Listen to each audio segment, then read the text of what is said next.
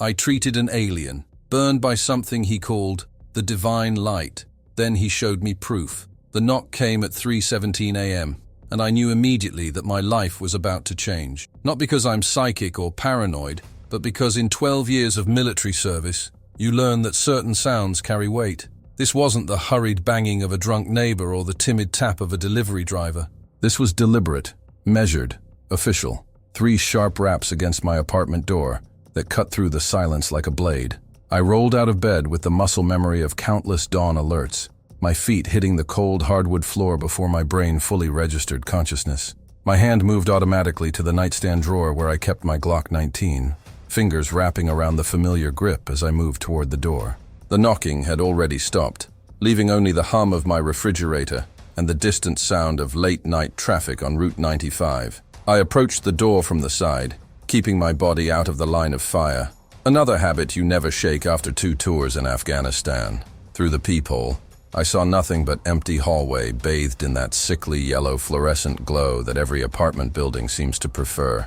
I counted 30 seconds, listening for footsteps, breathing, anything, nothing. When I finally cracked the door open, gun raised, there was nobody there. Just a manila envelope lying on my doormat like a coiled snake waiting to strike. I should have left it there. Should have kicked it back into the hallway, locked my door, and gone back to bed.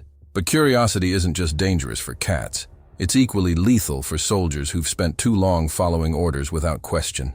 I picked up the envelope, noting its weight, the official feel of the paper, the absence of any identifying marks except for a single red stamp in the corner. Magic eyes only. My hands weren't shaking, not yet, but something cold was crawling up my spine. I brought it inside, locked the door behind me, and set my Glock on the kitchen counter before opening it under the harsh LED lights. Inside was a single sheet of paper, official military letterhead, Department of Defense seal, and a message that consisted of 3 lines. Staff SGT Marcus W. Brennan, immediate transfer authorized under Executive Order 31 redacted.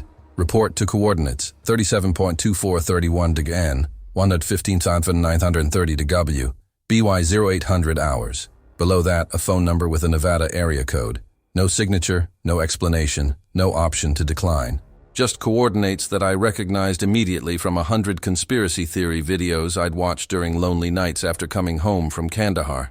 Those coordinates pointed to a spot in the Nevada desert, somewhere in the sprawling, restricted airspace around Groom Lake. Area 51. My mind flashed back to a different kind of darkness. The kind lit by tracer fire and burning vehicles. It was 2019, my second tour in Afghanistan, and our convoy had hit an IED outside of Kandahar. I was pulling a kid, maybe 19 years old, out of a burning MRAP when I realized half his face was gone. I remember kneeling in the sand, covered in his blood and my own vomit, and for the first time since I was 7 years old, I prayed. Not the rote memorization from Catholic school, not the automated grace before meals at my grandmother's table. I mean really prayed. God, if you're real, if you're listening, don't let this kid die, please. He's got a whole life ahead of him. Take me instead if you need someone, but let him live. The kid died anyway, right there in my arms, making this wet gurgling sound that I still hear sometimes when I'm trying to fall asleep.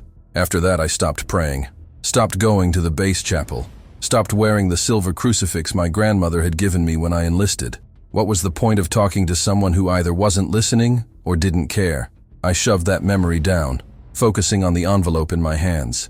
Whatever this was, it wasn't about faith or prayer.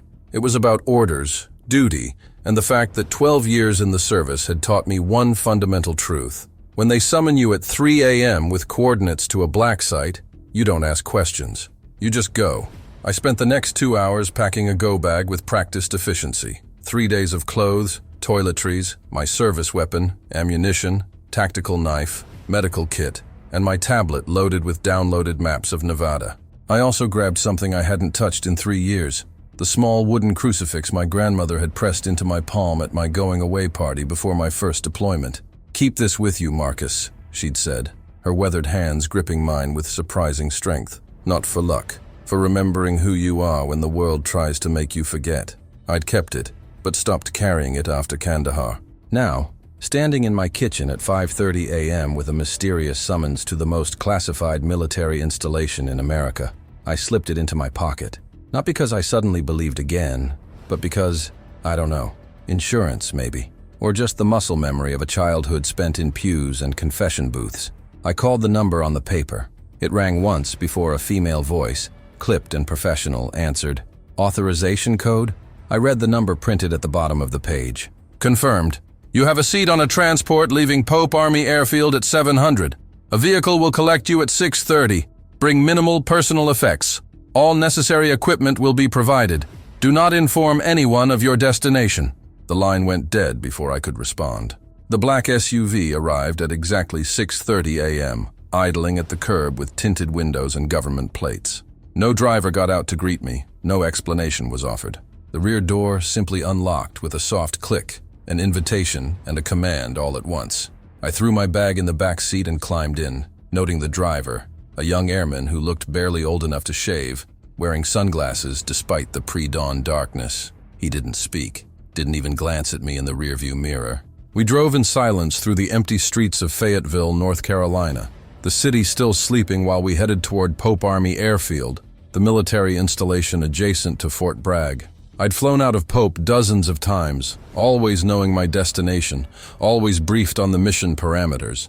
This time, I knew nothing except coordinates and a summons I couldn't refuse. The airfield came into view, chain-link fences topped with razor wire gleaming in the sodium lights. We bypassed the main terminal, heading instead to a remote hangar on the western edge of the field, where a Gulfstream C-37 sat waiting, engines already spooling up. This wasn't a cargo transport or a troop carrier. This was executive transportation, the kind used for generals and intelligence officials. Whatever I was being pulled into, it was important enough to warrant the good plane. I boarded to find 3 other passengers already seated, none in uniform, all avoiding eye contact with the practiced discipline of people who'd been ordered not to fraternize. A woman in her mid-30s with the rigid posture of career military sat in the front row, staring straight ahead at nothing. Behind her, 2 men who could have been accountants or assassins, that particular bland quality that screams intelligence community. I took a seat near the back, noting how the woman's hands trembled slightly as she gripped her armrests. She was scared, genuinely terrified, and trying hard not to show it. That worried me more than anything else so far. These weren't fresh recruits or civilian contractors stumbling into something over their heads. These were professionals with high-level clearances, and at least one of them was afraid of what we were flying toward. The flight crew sealed the door without any safety briefing or welcome aboard. The plane was moving before I'd even fastened my seatbelt, racing down the runway and clawing into the pre-dawn sky with urgent purpose. I watched North Carolina disappear beneath us, the familiar landscapes of my last 3 years of life shrinking to nothing. The pilot never came on the intercom to announce our flight time or destination. We simply flew west, chasing the darkness, heading toward Nevada and whatever waited in the desert. 4 hours later, we began our descent. I'd tried to sleep but couldn't, my mind running through scenarios, each more unlikely than the last. Through the window, I could see nothing but empty desert stretching to the horizon in every direction. No cities, no roads, no signs of human civilization. Then the plane banked sharply, and I caught a glimpse of it. A long runway carved into the dry lake bed, surrounded by buildings that looked like they'd been designed to be invisible from above. We weren't landing at the main Groom Lake facility I'd seen in satellite photos. This was something else, something smaller and more isolated. The wheels touched down hard, and my stomach lurched as the pilots reversed thrust, slowing us rapidly on what appeared to be a much shorter runway than normal. When the plane finally stopped and the door opened, the Nevada heat hit me like a physical blow. Dry, intense, hostile. A staff sergeant in digital camouflage stood at the bottom of the stairs, holding a tablet and wearing the kind of neutral expression that suggested he'd seen too much to be surprised by anything. "Staff Sergeant Brennan?" he called up. I grabbed my bag and descended, squinting against the brutal sunlight. "Welcome to S4, Sergeant. Colonel Vance is waiting." He turned and walked toward a nondescript building without checking to see if I was following. The others from the plane dispersed in different directions with their own escorts, and I noticed we were all being deliberately separated. Whatever we'd been brought here for, they didn't want us comparing notes or building camaraderie. Smart. Isolated personnel are easier to control, easier to silence if necessary. I followed my escort across the tarmac, the heat radiating off the concrete in visible waves. and tried not to think about the fact that nobody back home knew where I was. I'd been told not to inform anyone, and I'd obeyed. If I disappeared right now, if I simply ceased to exist, there would be no record of where I'd gone or why. The building we entered was blessedly cool, all concrete and fluorescent lights, with that particular sterile quality of military construction from the 1950s. We walked down a corridor lined with doors bearing alphanumeric designations instead of names or departments. My escort stopped at a security checkpoint where two armed guards, Air Force security forces based on their berets, stood watch. ID and authorization code, one demanded. I produced both. He scanned them into a computer, waited for clearance, then handed them back with a nod. He's cleared for Level 7, Subsection D. Level 7, which implied there were at least 6 levels above us, and probably more below. My escort gestured toward an elevator at the end of the hall. "After you, Sergeant." "And Sergeant?" He paused, choosing his words carefully. "What you're about to see, they brought you here because you're the best at what you do. Keep that in mind. Focus on your job, not the bigger picture." It wasn't reassurance. It was a warning. The elevator didn't just go down, it plummeted. My stomach lurched as we dropped, the digital display above the door counting backward through levels like a countdown to something I wasn't sure I wanted to reach. Level 1, Level 2, Level 3. The numbers kept going, descending far deeper than any building had a right to go. My escort stood perfectly still beside me, hands clasped behind his back, staring at the brushed steel doors with the 1,000-yard stare of someone who'd made this journey too many times. I wanted to ask how deep we were going, how long this facility had been here, what the hell I was about to walk into. But his earlier warning echoed in my mind. Focus on your job, not the bigger picture. So I stayed silent, watching the numbers descend. Level 4, Level 5, Level 6. The elevator itself was oversized, clearly designed to transport equipment or multiple personnel, with reinforced walls that looked like they could withstand a direct hit. The temperature dropped noticeably as we descended, and I felt a pressure change in my ears like descending in an aircraft. Level 7 finally lit up, and the elevator slowed to a smooth stop. The doors opened onto a corridor that was fundamentally different from the 1950s military aesthetic above. These walls weren't concrete. They were some kind of dark metallic alloy that seemed to absorb light rather than reflect it, giving the hallway a dimensionless quality that played tricks on your depth perception. "Colonel Vance is in Conference Room 7D, my escort said, gesturing left down the corridor. "Third door on your right, he's expecting you." He didn't follow me, and when I glanced back after taking a few steps, he was already gone, the elevator doors closing behind him with a hydraulic hiss. I was alone in a hallway 7 levels underground in a facility that officially didn't exist, about to meet a colonel whose name I'd never heard before. The corridor was silent, except for a low hum that seemed to come from everywhere and nowhere at once. Not the familiar sound of HVAC or generators, but something else, something that made my teeth ache slightly if I focused on it. The doors I passed were unmarked except for alphanumeric codes stenciled in that same light-absorbing material. 7A, 7B, 7C. When I reached 7D, I noticed my hands were sweating. Not from heat. It was actually cold down here. Cold enough that I could see my breath forming small clouds in the air. I was sweating from instinct, from some primal part of my brain that was screaming, "This is wrong. This place is wrong. Turn around and run." I ignored it, knocked twice on the door, and heard a voice from inside. "Enter." Colonel Richard Vance looked exactly like what you'd get if you ordered Senior Military Intelligence Officer from a catalog.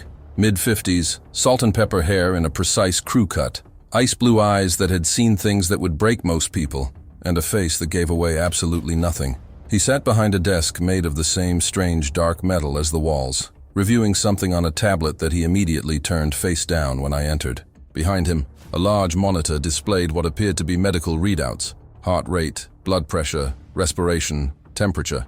But the numbers seemed wrong, fluctuating in patterns that didn't match human physiology. "Staff Sergeant Marcus William Brennan," he said, not as a question but as a statement, reading from a file folder in front of him. 82nd Airborne Division, 2 combat tours in Afghanistan, decorated combat medic, expert marksman, current assignment at Fort Bragg's Womack Army Medical Center, specializing in trauma and burn treatment, exemplary service record, Catholic upbringing, though your chapel attendance dropped to 0 3 years ago after an incident in Kandahar involving KIA Private First Class Tyler Morrison, age 19. He looked up at me then, and I felt naked under that gaze. "Sit down, Sergeant. We have a lot to discuss and very little time." I sat in the chair across from him, noting that it was positioned slightly lower than his, a psychological trick to establish dominance and control. "Permission to speak freely, sir?" I asked, keeping my voice level and professional despite the anger beginning to simmer in my gut. He'd done his homework, dug into my service record, my personal life, probably even knew what I'd had for breakfast a week ago. Vance nodded once, a sharp, economical movement. "You want to know why you're here?" he said, answering my unasked question. "You want to know why we pulled you out of bed at 3 a.m., flew you across the country without explanation, and brought you 7 levels underground into a facility that will never appear on any map or budget report? Fair questions. Here's your answer. 3 days ago, we had an incident. A biological entity in our custody sustained severe trauma requiring immediate medical intervention. Our regular medical staff attempted treatment and failed. The entity's physiology is unusual. The nature of its injuries is unlike anything in conventional medical literature." He paused, letting that sink in. "You're here, Sergeant Brennan, because 6 months ago you successfully treated a Marine who'd been hit with white phosphorus, a kid who should have died but walked out of your trauma bay with third-degree burns over 40% of his body. You have a gift for treating what shouldn't be treatable. We need that gift now." "Biological entity," I repeated slowly, tasting the words. Not person, not patient, not even subject. Entity. "Sir, with all due respect, I'm a combat medic, not a veterinarian. If you've got an injured animal, there are better qualified—" Vance cut me off with a raised hand. "It's not an animal, Sergeant. It's not anything you've encountered before. And before you start thinking we've brought you here to treat some kind of exotic wildlife or classified weapons test gone wrong, let me be very clear. What you're about to see will challenge every assumption you have about the nature of reality, biology, and humanity's place in the universe." He stood up, walking around the desk to stand directly in front of me, and for the first time I saw something in his expression. Not fear exactly, but a kind of weary resignation, like a man who'd been carrying a terrible secret for too long. "I'm going to show you something, and then I'm going to ask you a question. Your answer to that question will determine whether you walk out of here in 3 days with a fat bonus check and a non-disclosure agreement, or whether you become a permanent resident of this facility. Am I making myself clear?" I nodded, my mouth suddenly dry. Vance pressed a button on his desk, and the monitor behind him switched from medical readouts to a live video feed. The camera showed what appeared to be a medical observation room with reinforced glass walls, bright surgical lighting, and equipment I recognized: ventilators, cardiac monitors, IV stands, the standard setup for critical care. But the figure on the examination table wasn't human. I'd like to tell you that I handled it well, that 12 years of military service and 2 combat tours had prepared me for the impossible. I'd be lying. My brain simply refused to process what I was seeing at first. Like trying to run corrupted software, it kept glitching, resetting, searching for a reference point that didn't exist. The entity was roughly humanoid in the sense that it had a head, torso, and 4 limbs, but the proportions were wrong in ways that triggered a deep evolutionary revulsion. Too tall, maybe 7 feet if it stood up. Too thin, with elongated limbs that looked fragile but suggested impossible strength. The skin was translucent, a pale bluish gray that showed the vascular system underneath like a roadmap of dark purple veins. 3 fingers on each hand, no visible external ears, and eyes. Jesus Christ, those eyes. Large and dark and completely without whites, giving the impression of staring into a bottomless well. But what made my stomach turn wasn't the alien anatomy. It was the injuries. The entity's body was covered in burns, but not like any burns I'd ever seen. The damaged tissue formed geometric patterns, almost like writing in a language composed of circles and angles that hurt to look at directly. The burns didn't follow the normal progression of tissue damage. Instead of the red-white-black gradation of 1st through 4th degree burns, these wounds seemed to emit a very faint golden luminescence, like dying embers in a campfire. The edges of the burned areas were too precise, too deliberate, as if someone had drawn lines on the skin and then burned only within those boundaries. I'd treated burn victims who'd been hit with napalm, white phosphorus, thermite. I'd seen what fire does to human flesh when it's angry. This was different. This wasn't destruction. It was transformation. The tissue wasn't trying to heal. It was trying to reject its own existence. "What?" I started, then had to clear my throat and try again. "What the hell am I looking at, sir?" Vance sat back down, his eyes never leaving my face, watching my reaction with clinical interest. "That, Sergeant Brennan, is what you might call an extraterrestrial biological entity. It's been in our custody for approximately 72 hours. The burns you're seeing occurred before we acquired it. Our medical team estimates it has maybe 48 hours before total system failure, maybe less." "Where did it come from?" I asked, still unable to tear my eyes away from the screen. The entity's chest rose and fell in a slow, irregular rhythm that suggested pain with every breath. "That information is above your current clearance level," Vance replied, which I was starting to realize was military speak for, "We're not going to tell you even if you ask nicely. What I can tell you is this. The entity was recovered from a location of significance, and its injuries were sustained in what we believe was some kind of hostile encounter.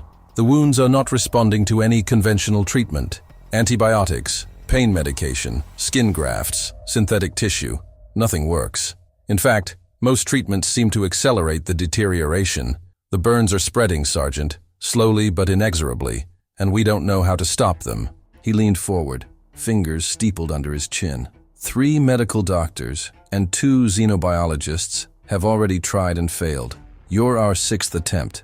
I'm bringing you in because your service record shows something that clinical expertise can't teach. You have instinct. You see patterns that others miss. You improvise when protocols fail. The Marine you saved with white phosphorus burns? You ignored standard treatment procedures and used a combination of techniques that shouldn't have worked but did. We need that creative thinking now. We need someone who can look at the impossible and find a way through it. The weight of what he was asking settled over me like a lead blanket. This wasn't about medicine or duty or following orders. This was about stepping across a threshold that I could never step back from. If I said yes, if I walked into that room and tried to treat something that shouldn't exist, I would never be the same person who'd woken up this morning in his apartment in Fayetteville. The world as I understood it would fundamentally change. The comfortable assumptions about humanity's place in the universe shattered beyond repair. And yet, looking at that creature on the monitor, watching it suffer in ways I didn't fully understand but could recognize as agony, I felt something I hadn't felt in 3 years: purpose. This wasn't about politics or oil or territory or any of the murky justifications for the wars I'd fought. This was about a living being in pain, and I was a medic. The Hippocratic Oath didn't have a species requirement. "I'll need full access to its medical history since acquisition," I said, surprised by how steady my voice sounded. "Complete blood work, tissue samples, responses to all previously attempted treatments. I'll need unrestricted access to your pharmaceutical supplies and medical equipment, and I'll need whoever has the highest level security clearance regarding this entity to brief me on everything, and I mean everything, about where it came from and what happened to it. I can't treat what I don't understand, sir. If you want me to save this thing, I need the whole picture, not the sanitized version." Vance smiled then, a thin expression that didn't reach his eyes but suggested something like approval. "I thought you might say that. Welcome aboard, Sergeant Brennan." He pressed the intercom button on his desk. "Rodriguez, prepare Medical Bay 7 for Sergeant Brennan's arrival. Full access, Level 7 clearance, unrestricted pharmaceutical access, and get him a hazmat suit, the modified Mark IV with the enhanced visor. He's going to need it." He released the button and turned back to me. "Before you go down there, I need you to understand something. What you're about to do, what you're about to see, it will change you. I've watched it happen to every person who's entered that room. They go in as soldiers, doctors, scientists. They come out as something else. Something that has to carry a weight that most of the human race will never know exists. Once you cross that threshold, there's no going back to the simple world where we're alone in the universe, where God watches over us, where the future is certain and bright. Are you prepared for that?" I thought about Private Morrison dying in my arms while I prayed to a God who didn't answer. I thought about 3 years of sleepless nights and empty churches and a silver crucifix sitting unused in a drawer. What did I have to lose that I hadn't already lost in the sand outside Kandahar? "Yes, sir," I said. "I'm ready." I wasn't. Nobody could be. But I would learn that soon enough. Rodriguez turned out to be a wiry tech sergeant with nervous hands and the kind of pallor that suggested he hadn't seen natural sunlight in months. He met me outside Vance's office with a tablet, a security badge on a lanyard, and an expression that oscillated between professional courtesy and poorly concealed pity. "This way, Sergeant Brennan," he said, already walking before I'd fully processed the direction. We moved deeper into the Level 7 complex, past more unmarked doors and corridors that all looked identical, creating a deliberately disorienting maze that would make unauthorized navigation impossible. The walls maintained that same light-absorbing quality, and I realized with growing unease that there were no windows, no natural reference points, nothing to anchor yourself to the outside world. We could have been 7 floors underground or 7 miles. There was no way to know. The air had a recycled quality, metallic and slightly too cold, and that persistent low-frequency hum continued to vibrate through the floor and into my bones. "The medical bay is in subsection D7, Rodriguez explained without looking back. "It's a secure, clean room environment with independent life support, electromagnetic shielding, and triple redundant containment protocols. You'll go through decontamination before entry and again upon exit. Standard procedure. Standard procedure. For what exactly?" I wanted to ask, but his pace didn't invite conversation. We arrived at another elevator, smaller than the first, with a biometric scanner beside the call button. Rodriguez pressed his palm to the reader, waited for the green light, then stepped aside. "Your turn, Sergeant. Colonel Vance already entered your biometrics into the system." I placed my hand on the scanner, felt a brief tingling sensation as it read my palm print, fingerprints, and probably a dozen other identifiers I wasn't aware of. The scanner beeped twice, authorization confirmed, and the elevator doors opened with a pneumatic hiss that sounded almost organic, like a lung exhaling. The elevator interior was even smaller than I'd expected, barely large enough for 2 people, with walls that appeared to be seamless metal without visible welds or joints. A single button was labeled simply D7. Rodriguez gestured for me to enter alone. "The colonel will meet you at the bottom. Medical prep is already underway. You'll have 15 minutes to review the entity's file before you're expected to begin examination." He handed me the tablet he'd been carrying.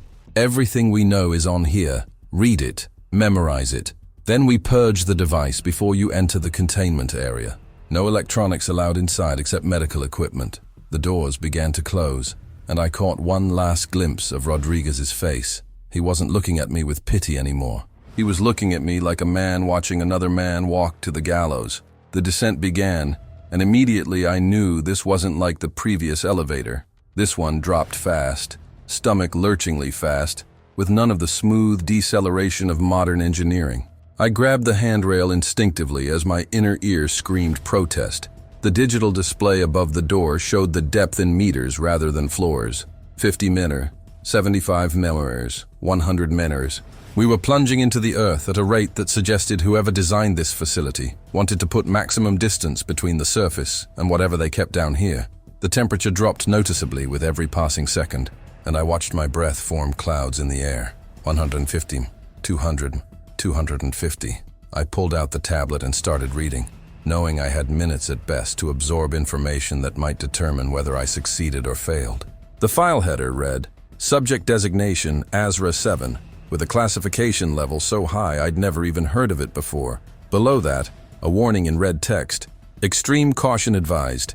Entity possesses unknown capabilities. Maintain minimum safe distance of 2 meters unless physically restrained." The first page contained basic biometric data, though calling it basic was generous. Height, 213 centimeters. Weight, 54 kilograms. Far too light for something that tall, suggesting either hollow bones like a bird or a fundamentally different relationship with gravity. Core body temperature, 34.2 degrees Celsius, several degrees below human normal. Heart rate, 23 beats per minute. Respiratory rate, 4 breaths per minute. Blood pressure readings that made no sense at all. I flipped to the medical assessment section as the elevator continued its descent. 300 meters, 350 meters, 400. Subject presents with severe integumentary trauma covering approximately 68% of total body surface area. The report read in dry clinical language that completely failed to convey the horror I'd seen on that video feed. Burns classified as 4th degree with complete destruction of epidermis, dermis, and subcutaneous tissue, extending in some areas to underlying muscle and connective tissue. Pattern of burns is geometrically precise, forming what appear to be symbolic or linguistic markings. Etiology unknown. Subject was recovered with injuries already present. No thermal agent was witnessed or identified at recovery site. The next paragraph made me stop and reread it 3 times to make sure I wasn't misunderstanding. Spectroscopic analysis of necrotic tissue reveals emission of electromagnetic radiation in the 528 Hz frequency range. This frequency is notably associated in alternative medicine literature with so-called healing or love frequencies. Though such associations lack scientific validation, source of this emission is unknown. Radiation is non-ionizing and appears to pose no immediate health risk to personnel, though prolonged exposure effects remain undetermined. I felt ice water trickle down my spine. The burns were emitting a specific frequency, not heat, not light in the visible spectrum, a precise measurable tone that had mystical associations. What the hell could cause that? 450 m, 500 man, 525 manas. The elevator was slowing now, my ears popping from the pressure change. I scrolled to the treatment history section, reading through the litany of failed interventions with growing dread. Standard burn treatment protocols. Failed. Tissue rejection of all grafts within minutes. Antibiotic regimen for infection control. Failed. Entity appears immune to all tested antibiotics, or alternatively possesses no bacterial infection to treat. Synthetic tissue scaffolding. Failed. Foreign material disintegrated upon contact with wound sites. Hyperbaric oxygen therapy. Failed. No observable effect. Experimental cellular regeneration compound XK47 failed catastrophically. Accelerated tissue necrosis nearly resulted in total system failure. The list went on, each attempt more desperate than the last, each failure more complete. At the bottom of the report, a note from the senior medical officer dated yesterday. Subject is deteriorating rapidly. Current projections give 36-48 hours maximum before cascade organ failure. Recommend termination and full autopsy while tissue samples remain viable. Termination. They were ready to let this thing die, cut it open, and add it to whatever collection of impossibilities they kept in cold storage. But Vance had brought me here, which meant someone higher up the chain had overruled that recommendation. Someone wanted Azra 7 kept alive. The question was, why? The elevator finally stopped at 547 meters. Nearly 1,800 feet below the surface, deeper than most mines, deeper than any building had any right to extend. The doors opened onto a space that looked less like a military facility and more like a high-end hospital operating theater crossed with a maximum security prison. The walls here weren't the light-absorbing metal of level 7. They were transparent, some kind of advanced polymer or reinforced glass that gave a clear view into the surrounding rock face. I could see the geology of our descent. Layers of sedimentary rock, then limestone, then something darker that might have been volcanic basalt, all illuminated by strips of LED lighting embedded in the transparent walls. It was beautiful and terrifying, a reminder of just how far from the normal world I'd descended. Colonel Vance was waiting, now wearing medical scrubs under a white lab coat, looking more like a doctor than a soldier. Beside him stood a woman in her 40s with sharp features, and the exhausted expression of someone who'd been fighting a losing battle for days. Sergeant Brennan, Vance said formally. This is Dr. Sarah Chen, our senior xenobiologist and the person who's kept Subject Azra 7 alive this long. Doctor, this is the combat medic I told you about. Dr. Chen looked me up and down with open skepticism. No offense, Sergeant, but I have 2 PhDs and 15 years of experience in extreme environment biology.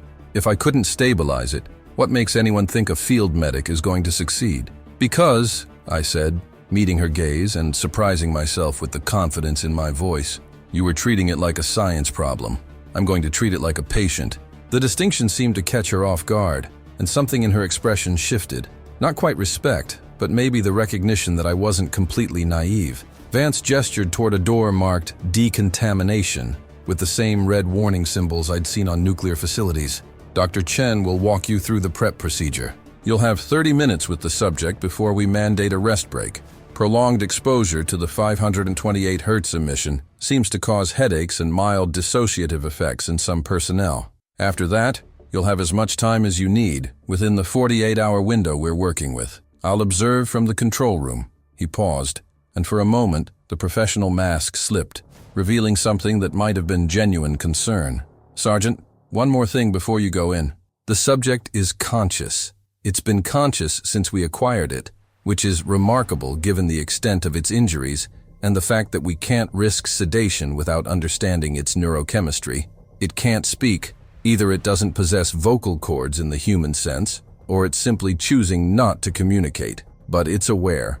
It watches. And according to Dr. Chen, it seems particularly interested in personnel who show it compassion rather than clinical detachment.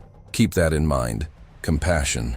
The word felt strange coming from a military intelligence officer in a secret underground base housing an alien entity. But I nodded, filing the information away with everything else I'd learned. Dr. Chen led me into the decontamination area, a series of chambers involving chemical showers, UV exposure, and finally the donning of what she called the Mark IV hazmat suit. It wasn't like any hazmat gear I'd used before. The material was flexible, but seemed almost impossibly strong, with integrated sensors that monitored everything from my vital signs to the atmospheric composition around me. The helmet featured a heads-up display that could project medical data, thermal imaging, and spectroscopic analysis directly into my field of vision. The 528 Hz emission penetrates most standard protective gear, Dr. Chen explained as she helped me seal the suit. The Mark IV has harmonic dampeners built into the material. You'll still be exposed, but it should minimize the psychological effects. If you start feeling disoriented, nauseous, or experience auditory hallucinations, you exit immediately. No heroics, no pushing through it. That's a direct order from Colonel Vance, and I'm reiterating it because 3 techs have already collapsed in there, and we don't need a 4th casualty. Auditory hallucinations. That was a new and unwelcome piece of information. What kind of hallucinations? I asked. Dr. Chen's expression went carefully neutral. Singing, she said quietly. They reported hearing singing, in languages they didn't recognize. We think it's the frequency interacting with the auditory cortex, creating false perceptions. It's not real, Sergeant. Remember that when it happens. The final door opened onto the medical bay, and I stepped through into what would either be my greatest success or my complete undoing. The room was large, maybe 20 feet square, with that same transparent wall technology showing the rock face beyond. Medical equipment surrounded a central examination table where Azra 7 lay restrained by what looked like titanium bands across its chest, waist, and thighs. Not cruel, but cautious, designed to prevent sudden movement rather than cause pain. The entity's head turned toward me as I entered, those impossibly dark eyes fixing on me with an intensity that made every instinct scream to look away. But I didn't. I walked forward, my boots echoing on the sterile floor, and for the first time I saw the burns up close. They were worse than the video had shown. The geometric patterns weren't just surface damage. They seemed to extend into the flesh with 3-dimensional depth, like someone had carved wounds through multiple layers of reality. And yes, they glowed, very faintly, with a golden luminescence that pulsed in a rhythm that almost matched a heartbeat, but not quite. I realized with a start that I could hear something. A very low tone, right at the edge of perception, like a choir singing a single sustained note from somewhere far away. The 528 Hz emission, the love frequency, coming from wounds that were slowly killing something that shouldn't exist. I pulled up a stool beside the examination table, sat down, and did something that probably violated every protocol in the book. I reached out and placed my gloved hand on the entity's unburned shoulder. "Hey," I said softly. "My name is Marcus. I'm here to help you. I know you're in pain. I know you're scared, but I'm not going to let you die down here. Do you understand me?" Azra 7's eyes widened slightly, and one 3-fingered hand twitched against its restraints. And then, impossibly, it opened what I'd thought was merely a seam in its face, a mouth, and it screamed, not in pain, in something that sounded horribly like relief. The scream wasn't sound in the conventional sense. It was pressure, vibration, something that bypassed my ears entirely and hit directly in my chest cavity like a shockwave. My suit's heads-up display flashed red warning indicators as the frequency sensors spiked, registering harmonics that shouldn't have been possible from an organic source. But the scream lasted only a moment before fading into something else. A long, shuddering exhalation that suggested relief so profound it bordered on religious experience. Azra 7's body relaxed against the restraints, the tension that had been visible in every line of its elongated form melting away like ice under sunlight. I kept my hand on its shoulder, maintaining that contact, and felt something through the suit's material, a vibration, rhythmic and oddly comforting, like a purr from some cosmic cat. "Easy," I said, keeping my voice low and steady, the same tone I'd used with wounded soldiers who were going into shock. "I've got you. You're safe right now. Nobody's going to hurt you here." It was a lie, of course. This place was designed to hurt, to contain, to study. But it was the lie that patients needed to hear, and some part of me recognized that whatever Azra 7 was, right now, it was my patient. Through the transparent wall behind the entity, I could see Colonel Vance and Dr. Chen in the observation room, watching intently. Vance was speaking into a headset, probably recording every word, every gesture. Let them watch. Let them analyze. Right now, all that mattered was the being in front of me and the impossible task of keeping it alive. I stood up slowly, moving with deliberate care to avoid startling my patient, and began a visual examination from head to toe with the systematic thoroughness that had been drilled into me through years of trauma medicine. The entity's skull was elongated, almost ovoid, with a cranial capacity that suggested a brain substantially larger than human. The skin across the face was smooth, almost waxy, with that same translucent quality that revealed the vascular system beneath. But the veins weren't red or blue like human blood vessels. They were deep purple, almost black, forming patterns that looked more like circuit boards than biological plumbing. The eyes dominated the face, huge, dark, and completely without whites or visible pupils, like looking into wells that went down forever. No nose in the human sense, just two small slits that dilated and contracted with each breath. The mouth, if that's what to call it, was a horizontal line that barely showed until Azra 7 had screamed, revealing interior structures I couldn't fully process. Not teeth exactly, but something crystalline that caught the light strangely. The neck was too long, too thin, with visible musculature that suggested both fragility and impossible strength. My medical training kept trying to catalog what I was seeing in familiar terms, and my brain kept rejecting those attempts as inadequate. This wasn't a human with mutations or deformities. This was something else wearing a vaguely humanoid shape, the way a shark and a dolphin both have fins but come from completely different evolutionary trees. The torso was where the injuries became overwhelming. Azra 7's chest rose and fell with that slow alien rhythm, 4 breaths per minute according to the file, and with each inhalation I could see the burns ripple and pulse with faint golden light. The geometric patterns were even more complex up close, forming interlocking shapes that my eyes couldn't quite follow. Circles within, triangles within squares, all connected by lines that curved in ways that seemed to violate Euclidean geometry. Some patterns looked almost like letters from an alphabet I'd never seen, flowing script that was simultaneously organic and mathematical. The burns covered roughly 2/3 of the entity's body, concentrated heavily on the torso, arms, and upper legs, with some areas so severe that underlying structures were visible. Not bone exactly, but something denser and darker that might have served the same structural purpose. I'd seen burns from white phosphorus that melted through skin and muscle down to bone, continuing to burn even underwater. I'd seen napalm victims where the jellied gasoline had cooked tissue from the inside out. I'd seen electrical burns that followed the path of nerves like roads on a map.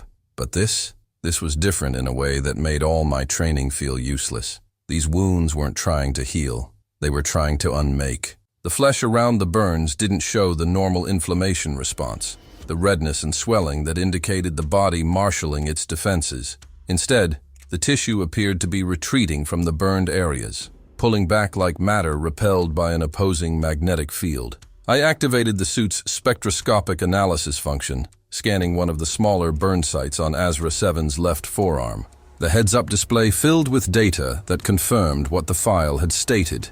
Electromagnetic emission at precisely 528 Hz, non-ionizing, with harmonic overtones at 396 Hz and 639 Hz, other frequencies from what fringe science called the solfeggio scale, ancient tones supposedly used in Gregorian chants and associated with spiritual healing.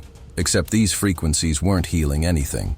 They were markers, signatures, evidence of whatever had caused this damage. The display also showed something the file hadn't mentioned, trace elements that didn't appear on any periodic table I knew. The computer flagged them as unknown compounds, with molecular structures that seemed to phase in and out of stable configurations. as if they couldn't quite decide whether to exist in our three-dimensional space. I reached for my medical kit, a specialized tactical bag that Dr. Chen had provided, filled with both conventional supplies and equipment I'd never seen before. First step, baseline assessment. I pulled out a handheld scanner and began taking readings, speaking aloud for the recording system.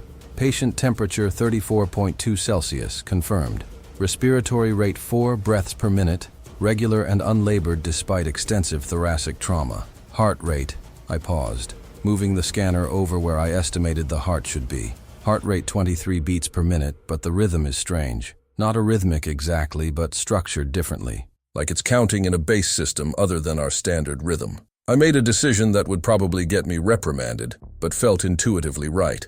I was going to treat the burns with the same approach I'd use for severe human trauma, then modify based on response. Standard protocol for burns this extensive would include fluid resuscitation, pain management, infection prevention, and debridement of necrotic tissue. But Azra 7 wasn't human, and most of those interventions had already failed.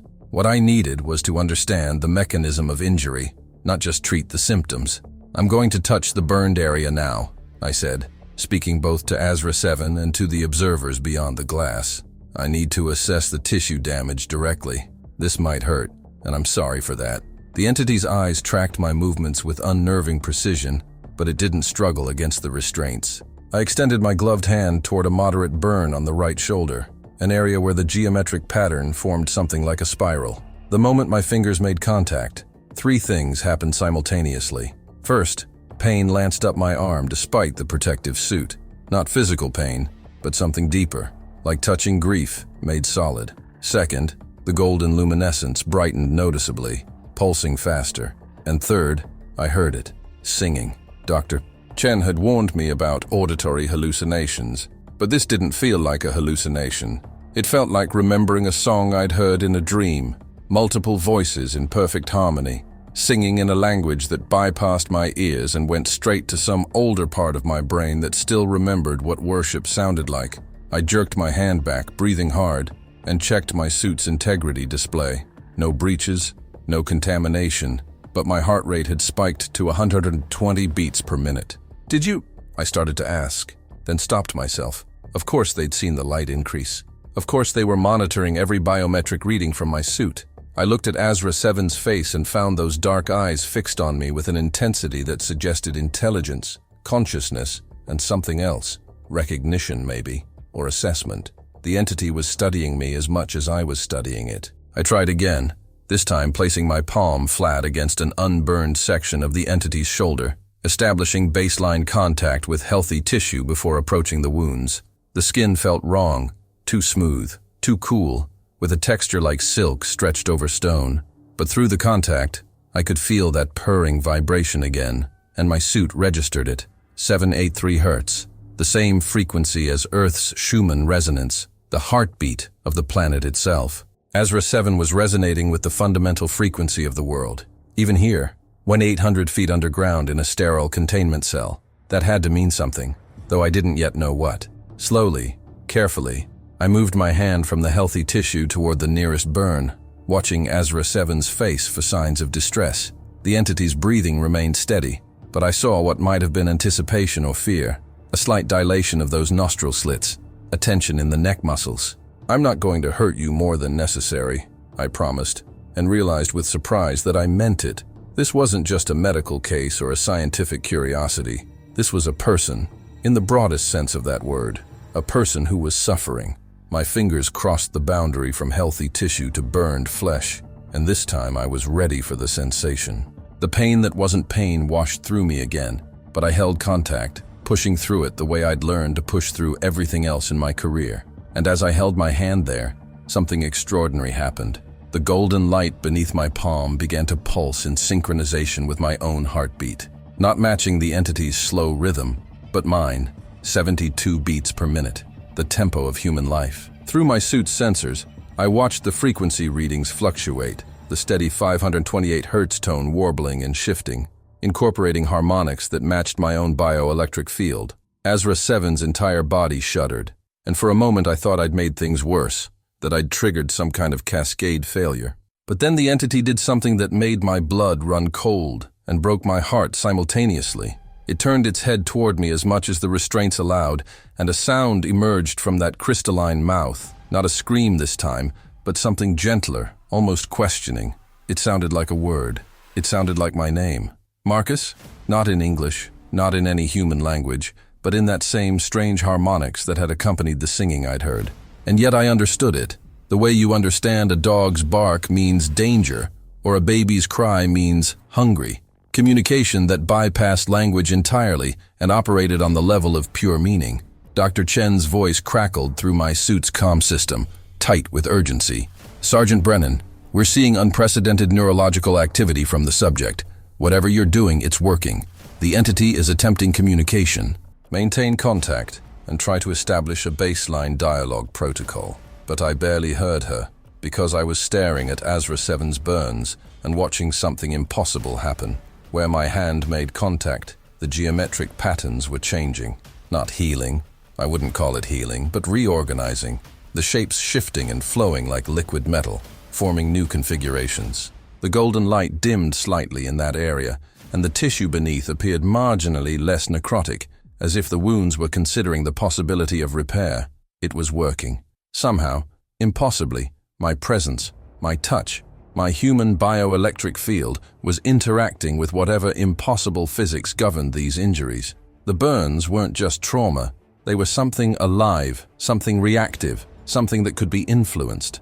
I had a sudden wild thought. What if the 528 Hz emission wasn't coming from the wounds themselves, but from whatever had caused them? What if it was a signature, a residual echo, the electromagnetic equivalent of a fingerprint left by the weapon or force that had burned Azra 7? And if that were true, then treating these burns wasn't about medicine in the conventional sense. It was about finding a way to counteract or neutralize that frequency, to introduce a dissonance that would break the pattern holding the wounds open. I need a frequency generator, I said aloud, not taking my eyes off the shifting patterns beneath my hand. Something that can produce precise tones in the subsonic to sonic range, powerful enough to penetrate tissue, controllable enough to fine-tune by single hertz increments. And I need it now. There was a pause from the observation room. Then Colonel Vance's voice. Explain your reasoning, Sergeant. These aren't burns in the traditional sense, sir. They're frequency locked. Whatever hit Azra 7 left a harmonic signature that's preventing normal healing. It's like... I searched for an analogy he'd understand. It's like the tissue is frozen in the moment of injury, held there by a specific vibration. If I can find the right counter frequency, I might be able to break that lock. Let the wounds finally start trying to heal. Another pause, longer this time, probably consulting with the scientists. Then, Dr. Chen is pulling something from our acoustic research lab. ETA 10 minutes. Brennan, you're cleared to continue contact-based assessment. Whatever you just did, it's the first positive response we've seen. Keep doing it. So I did. I moved my hand slowly across Azra 7's body, palm down, covering burn after burn, watching the patterns shift and reorganize beneath my touch. And with each contact point, I heard more of that singing. Clearer now, resolving into something that might have been words or might have been mathematics, the kind of cosmic language that exists at the intersection of music and meaning. The entity watched me the entire time, those bottomless eyes tracking my every movement, and I had the growing certainty that Azra 7 was trying to tell me something, trying to communicate through the only channel available, the frequency of its own wounds. This wasn't just a patient to be healed. This was a messenger, bearing information encoded in pain, written in burns that glowed with frequencies older than human civilization. And I, Marcus William Brennan, combat medic and lapsed Catholic, was being chosen, for reasons I didn't understand, to read that message. Behind the transparent wall, I could see Dr. Chen returning with a large piece of equipment, practically running despite the obvious weight of the device. Colonel Vance was on his headset again, speaking urgently to someone, his expression unreadable. And on the examination table before me, Azra 7's breathing had slowed even further, not from deterioration, but from something that looked impossibly like peace. For the first time since it had been brought to this underground tomb, the entity wasn't suffering alone. Someone was witnessing its pain, acknowledging it, trying to understand, and in that recognition, something fundamental was changing. The wounds still glowed gold, the frequencies still sang their impossible harmonies. But now, finally, they had an audience who could hear them. Now they had me. Dr. Chen entered the containment area with the frequency generator, a device that looked like a cross between a speaker system and medical ultrasound equipment, mounted on a wheeled cart with more cables and connectors than seemed strictly necessary. She moved with the careful efficiency of someone who'd worked in hazmat suits so often that the bulky gear had become a second skin, setting up the equipment at a safe distance from the examination table while I maintained contact with Azra 7's shoulder. "This is a prototype harmonic resonance system," she explained, her voice crackling through the suit's comm. "Originally designed for breaking up kidney stones using targeted sound waves, but we've modified it to generate any frequency between 1 Hz and 20 kHz, with precision down to 0.1 Hz increments. The output can be focused using these directional arrays." She gestured to a series of small dish-shaped speakers, which should let us target specific burn sites without affecting surrounding tissue. In theory. I noticed the emphasis on theory and filed it away under the growing list of things that could go catastrophically wrong. "What's the power output?" I asked, watching her connect the system to a laptop that would control the frequency generation. "Adjustable from barely perceptible up to 140 decibels at 1 meter distance. But Sergeant, I need to stress, we have no idea how this entity's physiology will respond to direct harmonic intervention. We could accelerate healing, or we could liquefy its internal organs. We're in completely uncharted territory here." She looked at Azra 7, and I saw something flicker across her face. Not just scientific curiosity, but genuine concern, maybe even compassion. "Are you sure about this?" I looked down at the entity beneath my hand, those dark eyes watching me with that unsettling intelligence, and thought about the question properly. Was I sure? No.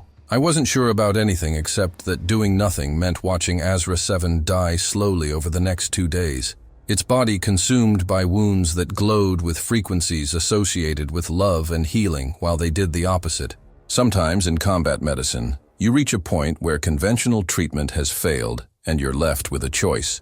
Do nothing and accept the inevitable, or try something experimental, radical, possibly insane, knowing it might kill your patient faster, but might also be the only chance they have. I'd reached that point with a Marine named Rodriguez after an RPG attack had filled his chest cavity with shrapnel. The textbook said wait for the surgeon, maintain the airway, don't do anything invasive. I'd ignored the textbook, cracked his chest open with a field knife sterilized with a lighter, and manually massaged his heart until the medevac arrived. Rodriguez walked out of that hospital 6 weeks later. The textbook would have let him die. "Start with the smallest burn site," I said, making the decision. "Lower left forearm, the circular pattern about 3 centimeters in diameter. We'll begin at the dominant frequency, 528 Hz, and see what happens. If we get a negative response, we shut it down immediately." Dr. Chen nodded and began typing commands into the laptop, her fingers moving with practiced speed. "Give me a 30-second countdown," I added. "I want to monitor the entity's vital signs right up to the moment we activate." She programmed the timer, and I used those 30 seconds to do something that probably violated a dozen safety protocols. I spoke directly to Azra 7, treating it not as a specimen but as a patient who deserved to understand what was about to happen. "Listen to me," I said quietly, leaning closer, so my helmet was only inches from that elongated head. "We're going to try something new. It might hurt. It might help. I honestly don't know which. But I need you to trust me, and I need you to do something for me. If it gets too painful, if something feels wrong, you tell me. That sound you made before, my name, do that again if you need us to stop." "Can you do that?" For a long moment, Azra 7 simply stared at me, and I wondered if I was being absurd, anthropomorphizing something that might not even understand the concept of communication, projecting human qualities onto an alien intelligence that operated on completely different principles. But then the entity's mouth opened slightly, and that harmonic sound emerged again, not my name this time, but a tone that rose and fell in a pattern that felt unmistakably like acknowledgement. Like, yes. Like, I understand, and I trust you. Dr. Chen's voice cut through the moment. 10 seconds, Sergeant. 9, 8. I moved my hand away from Azra 7's shoulder and positioned myself where I could watch both the targeted burn site and the entity's face, ready to call for shutdown at the first sign of distress. 7, 6, 5. The countdown felt like waiting for an IED to detonate, that same crystalline moment of suspended time where everything hangs in balance. 4, 3, 2. I took a breath. 1. Activation. The frequency generator came online with a sound that was felt more than heard. A deep, thrumming vibration that resonated in my chest cavity and made my teeth ache. The directional arrays focused the sound wave toward the small circular burn on Azra 7's forearm, and for 3 seconds nothing happened. Then the burn site began to glow brighter, the golden luminescence intensifying until it was painful to look at directly, and Azra 7's entire body went rigid against the restraints. "Vitals!" I shouted, watching the entity's face contort in what could only be pain. Dr. Chen's voice came back tight with alarm. Heart rate increasing, 35, 40, 50 beats per minute. Respiratory rate up to 12 breaths per minute. Temperature rising, 35.1 and climbing. "Sergeant, the 528 Hz emission from the wound is amplifying, not canceling. We're making it worse." My hand hovered over the emergency shutdown button that Dr. Chen had given me, but something made me hesitate. Yes, Azra 7 was in distress, but the entity hadn't made that sound, hadn't called out to stop. And more importantly, I was watching the burn site itself, and something was changing. The geometric pattern was breaking apart, the precise circles and angles fragmenting like ice cracking under pressure. "Hold," I said, making the kind of split-second decision that could end a career or save a life. "Hold for 10 more seconds. The pattern is destabilizing. Sergeant, I'm reading cascade effects spreading to adjacent burn sites." 10 seconds! I kept my eyes locked on Azra 7's face, looking for that signal, that moment when pain crossed the line into real danger. "Come on," I whispered, not sure if I was talking to the entity, to God, or to the universe itself. "Come on, show me this means something."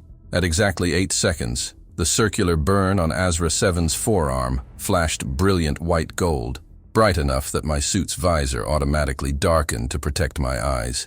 And then the light went out, not dimmed, extinguished completely, like someone had flipped a switch. The geometric pattern was gone, replaced by what looked like ordinary burn scar tissue, the kind I'd seen on human patients weeks into their recovery. Healed, not perfect, not pristine, but healed. "Shut it down," I said, my voice barely above a whisper. Dr. Chen killed the frequency generator, and the thrumming vibration ceased.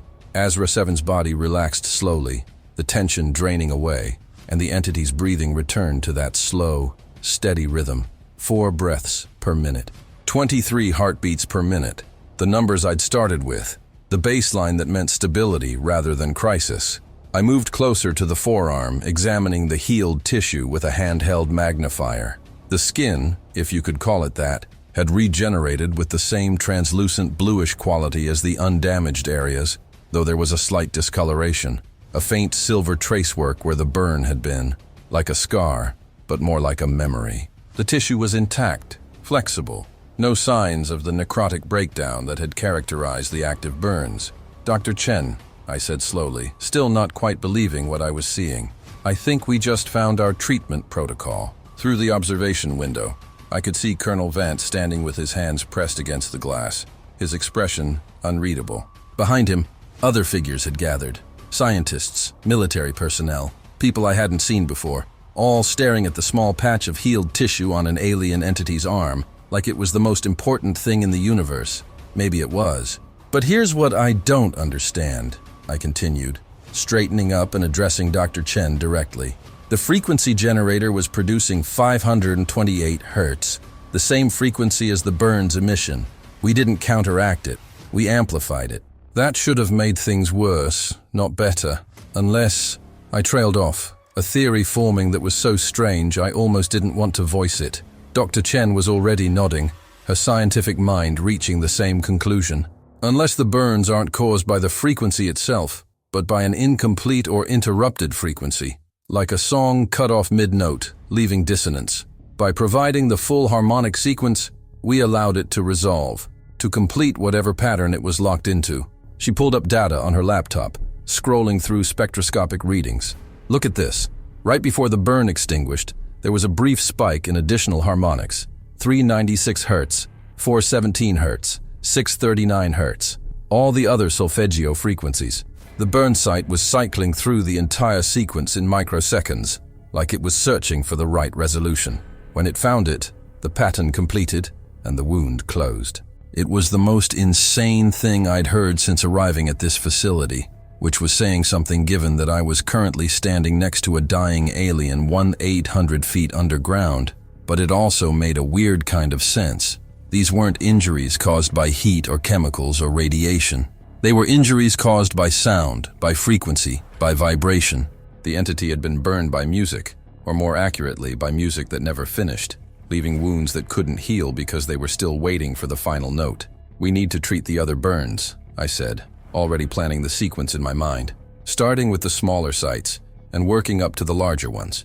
We'll need to monitor closely. Each burn might require slightly different harmonic resolution based on its specific pattern. This is going to take hours. Dr. Chen was already adjusting the equipment, preparing for the next attempt. "Colonel Vance is authorizing extended session time. You're cleared to work as long as necessary, with mandatory 15-minute breaks every 2 hours. I'll stay here to operate the frequency generator and monitor the entity's vitals." "But Sergeant?" She paused, looking at me with an expression that mixed respect with something like warning.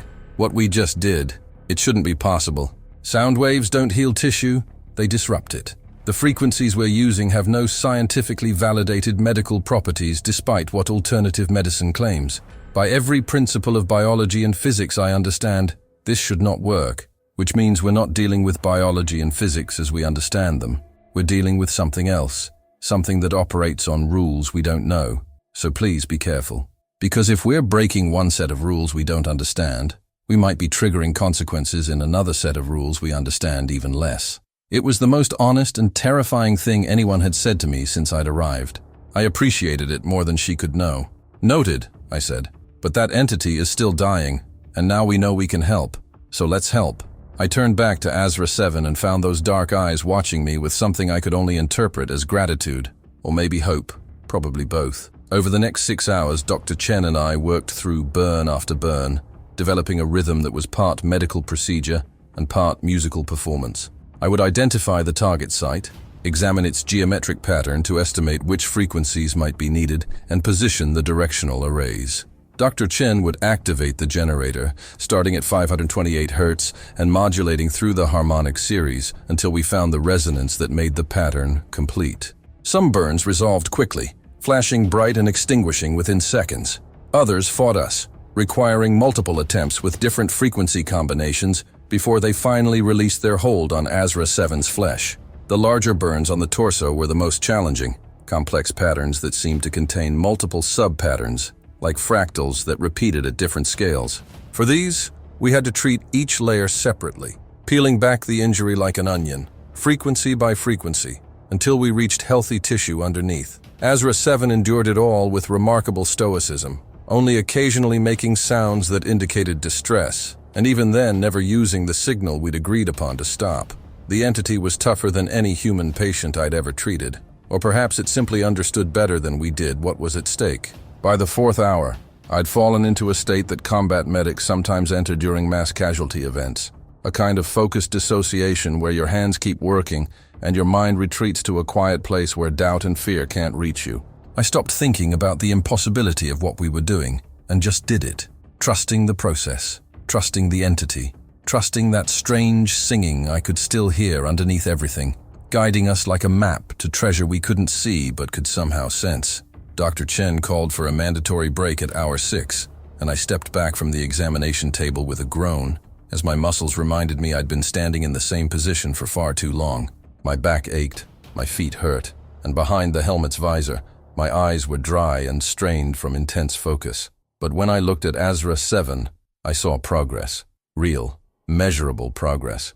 Maybe 30% of the burns were now healed, the geometric patterns extinguished and replaced by that silver tracework scarring.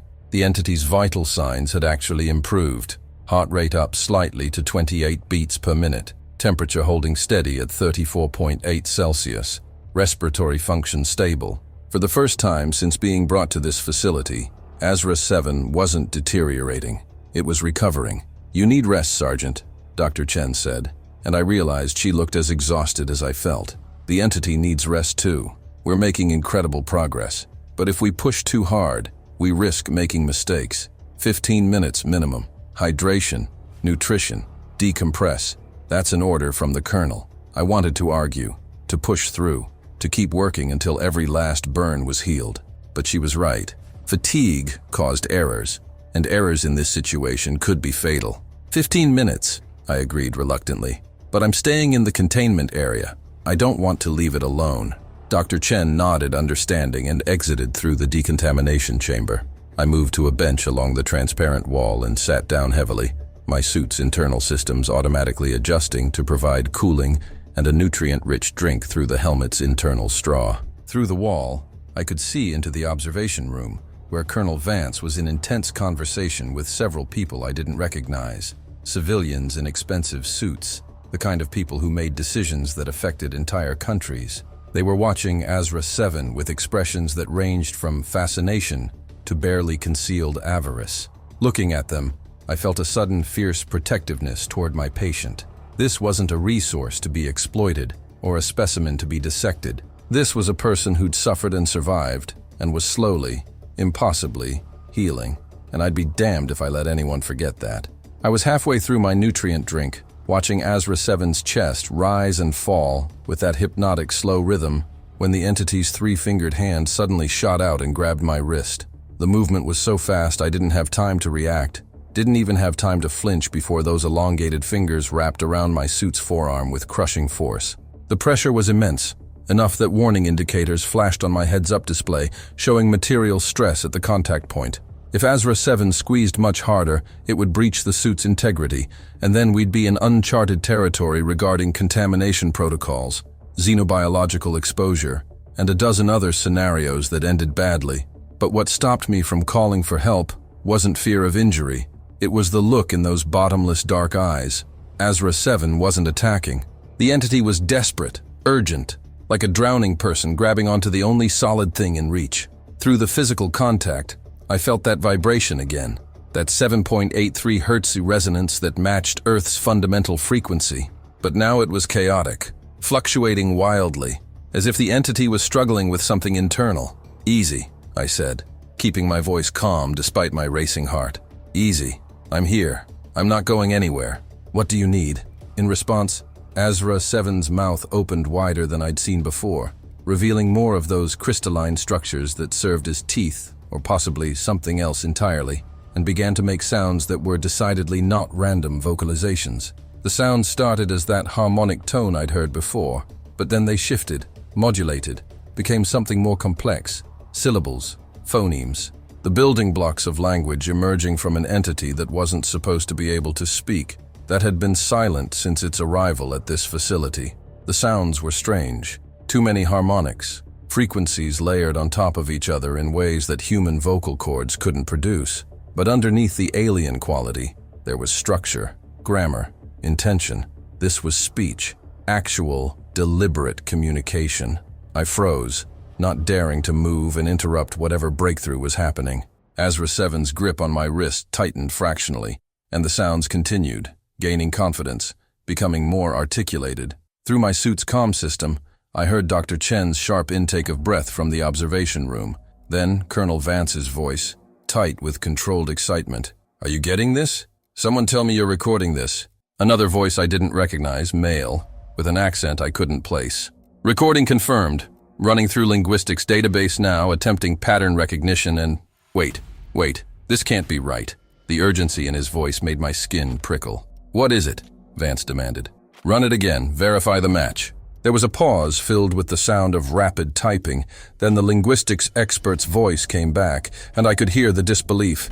"Sir, the computer is flagging this as Aramaic. Not modern Aramaic. 1st century Aramaic. The dialect spoken in ancient Judea during the Roman occupation. It's matching to biblical texts, specifically passages from..." He stopped abruptly, and I knew he'd just realized how insane that sounded. "That's impossible," Dr. Chen said flatly. "There's no way an extraterrestrial entity would know an ancient human language, let alone speak it as its first attempt at communication. The linguistic database must be malfunctioning."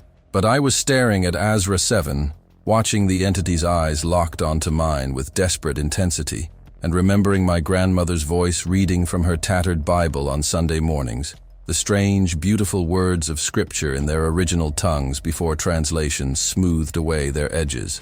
I'd heard Aramaic before, in seminary recordings, in historical documentaries. And this, what Azra 7 was saying, it had that same cadence, that same guttural beauty. "What's it saying?" I asked, my voice barely above a whisper. The linguistics expert, I made a mental note to learn his name later, began translating haltingly. The first word is karvbim, keruvim, in English, cherubim, then something about light or fire. The root word could mean both. And watchers, the word noties rim, notzarim, meaning watchers or guardians. The grammar is fragmented, like someone speaking under extreme duress or with limited language capacity, but the core vocabulary is definitely 1st century Aramaic. Cherubim.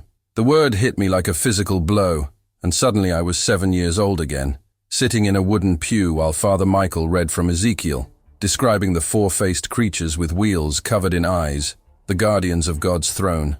My grandmother leaning over to whisper, "Those are the cherubim, Marcus, the warriors of heaven. Remember them when you're scared." I'd thought they were just stories, metaphors, ancient peoples trying to describe things they didn't understand, using the only vocabulary available to them. But here was Azra 7, an entity from somewhere else, speaking the language of ancient Judea and naming the cherubim like they were real, tangible, known things. My hand was shaking inside my suit's glove. "Keep translating," Colonel Vance ordered. "Every word, real time. I don't care how fragmented it is." Azra 7's voice continued, gaining strength, the words flowing faster now. "Avor hashomrim, shvomre hakisa, loa nvakal lash." The linguistics expert translated rapidly. "Light of the watchers, guardians of the throne. We cannot return. We cannot." The entity's grip on my wrist was painful now, even through the suit's protective layers, but I didn't pull away. Azra 7 was shaking, the whole body trembling with effort, and I realized this was costing the entity tremendously. Not just the physical exertion of speech, but something deeper, some profound cost I didn't understand. "Azra," I said softly, using the designation for the first time as a name rather than a classification. "It's okay. I'm listening. I hear you. Take your time." Those dark eyes blinked, the first time I'd seen the entity blink, a membrane sliding across from the side rather than top to bottom. And then Azra 7 spoke again, this time with devastating clarity despite the alien harmonics. "Nepilim, B'nai Elohim, Ra'inv Benvot Ha'adam, Nephilim," the translator breathed, and I heard the reverence and terror in his voice. "Sons of God, saw the daughters of men." He was quoting Genesis now, chapter 6, the passage that had troubled theologians for millennia. The Nephilim were on the earth in those days, and also afterward, when the sons of God went to the daughters of humans and had children by them. The passage that hinted at something impossible, something that didn't fit neatly into either science or religion, something that required the existence of beings who were neither fully divine nor fully human, but somewhere in between. Fallen angels who'd taken mortal form, the watchers who'd abandoned their posts, the rebellious sons who'd been cast out, mythology, ancient superstition. Except here was Azra 7, speaking the language those stories were written in, naming itself as one of those beings, and I felt the foundations of my understanding of reality beginning to crack like ice under pressure. "Brennan, get out of there now!" Colonel Vance's voice cut through my spiraling thoughts with command authority. "We don't know what this entity is trying to do, what information it might be implanting, what psychological manipulation." "Sir, with respect, it's trying to communicate," I interrupted, surprised by my own boldness. "It's answering the question everyone wants to know. What is it? Where did it come from? What does it want?" And I swallowed hard, forcing myself to say what my rational mind was screaming couldn't be true. "I think it's telling us it's not an extraterrestrial at all. I think it's telling us it's something from Earth's own history, something from our religious texts." "That's absurd." Dr. Chen's voice crackled through the calm, but she didn't sound convinced. She sounded scared. "The entity is clearly non-human, clearly not from Earth, based on its physiology, its cellular structure. Everything about it contradicts. Does it?" I challenged, looking at Azra 7's translucent skin, the strange geometry of its form, and thinking about medieval descriptions of angels, beings of light and fire, forms that didn't quite make sense in three-dimensional space, creatures that hurt to look at directly because they existed partially in realms humans couldn't perceive. What if it's not extraterrestrial but extra-dimensional? What if it's exactly what it says it is? One of the Nephilim, one of the fallen, something that existed on Earth thousands of years ago and has been somewhere else ever since? The silence from the observation room was profound. I just suggested in a top-secret military facility dedicated to studying what we assumed were alien life forms that we were actually dealing with biblical entities. It was career suicide. It was insane.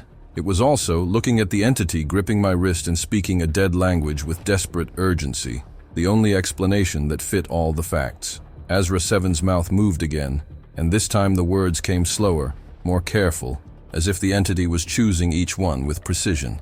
Atem kvoraim lanv noplim, abal bari ashvona, kara av lanv banim. The translator's voice was barely audible. You call us fallen, but first, we were called sons. The weight of those words settled over the containment area like a physical thing. Ezra 7 wasn't claiming to be a monster or a demon or an alien invader.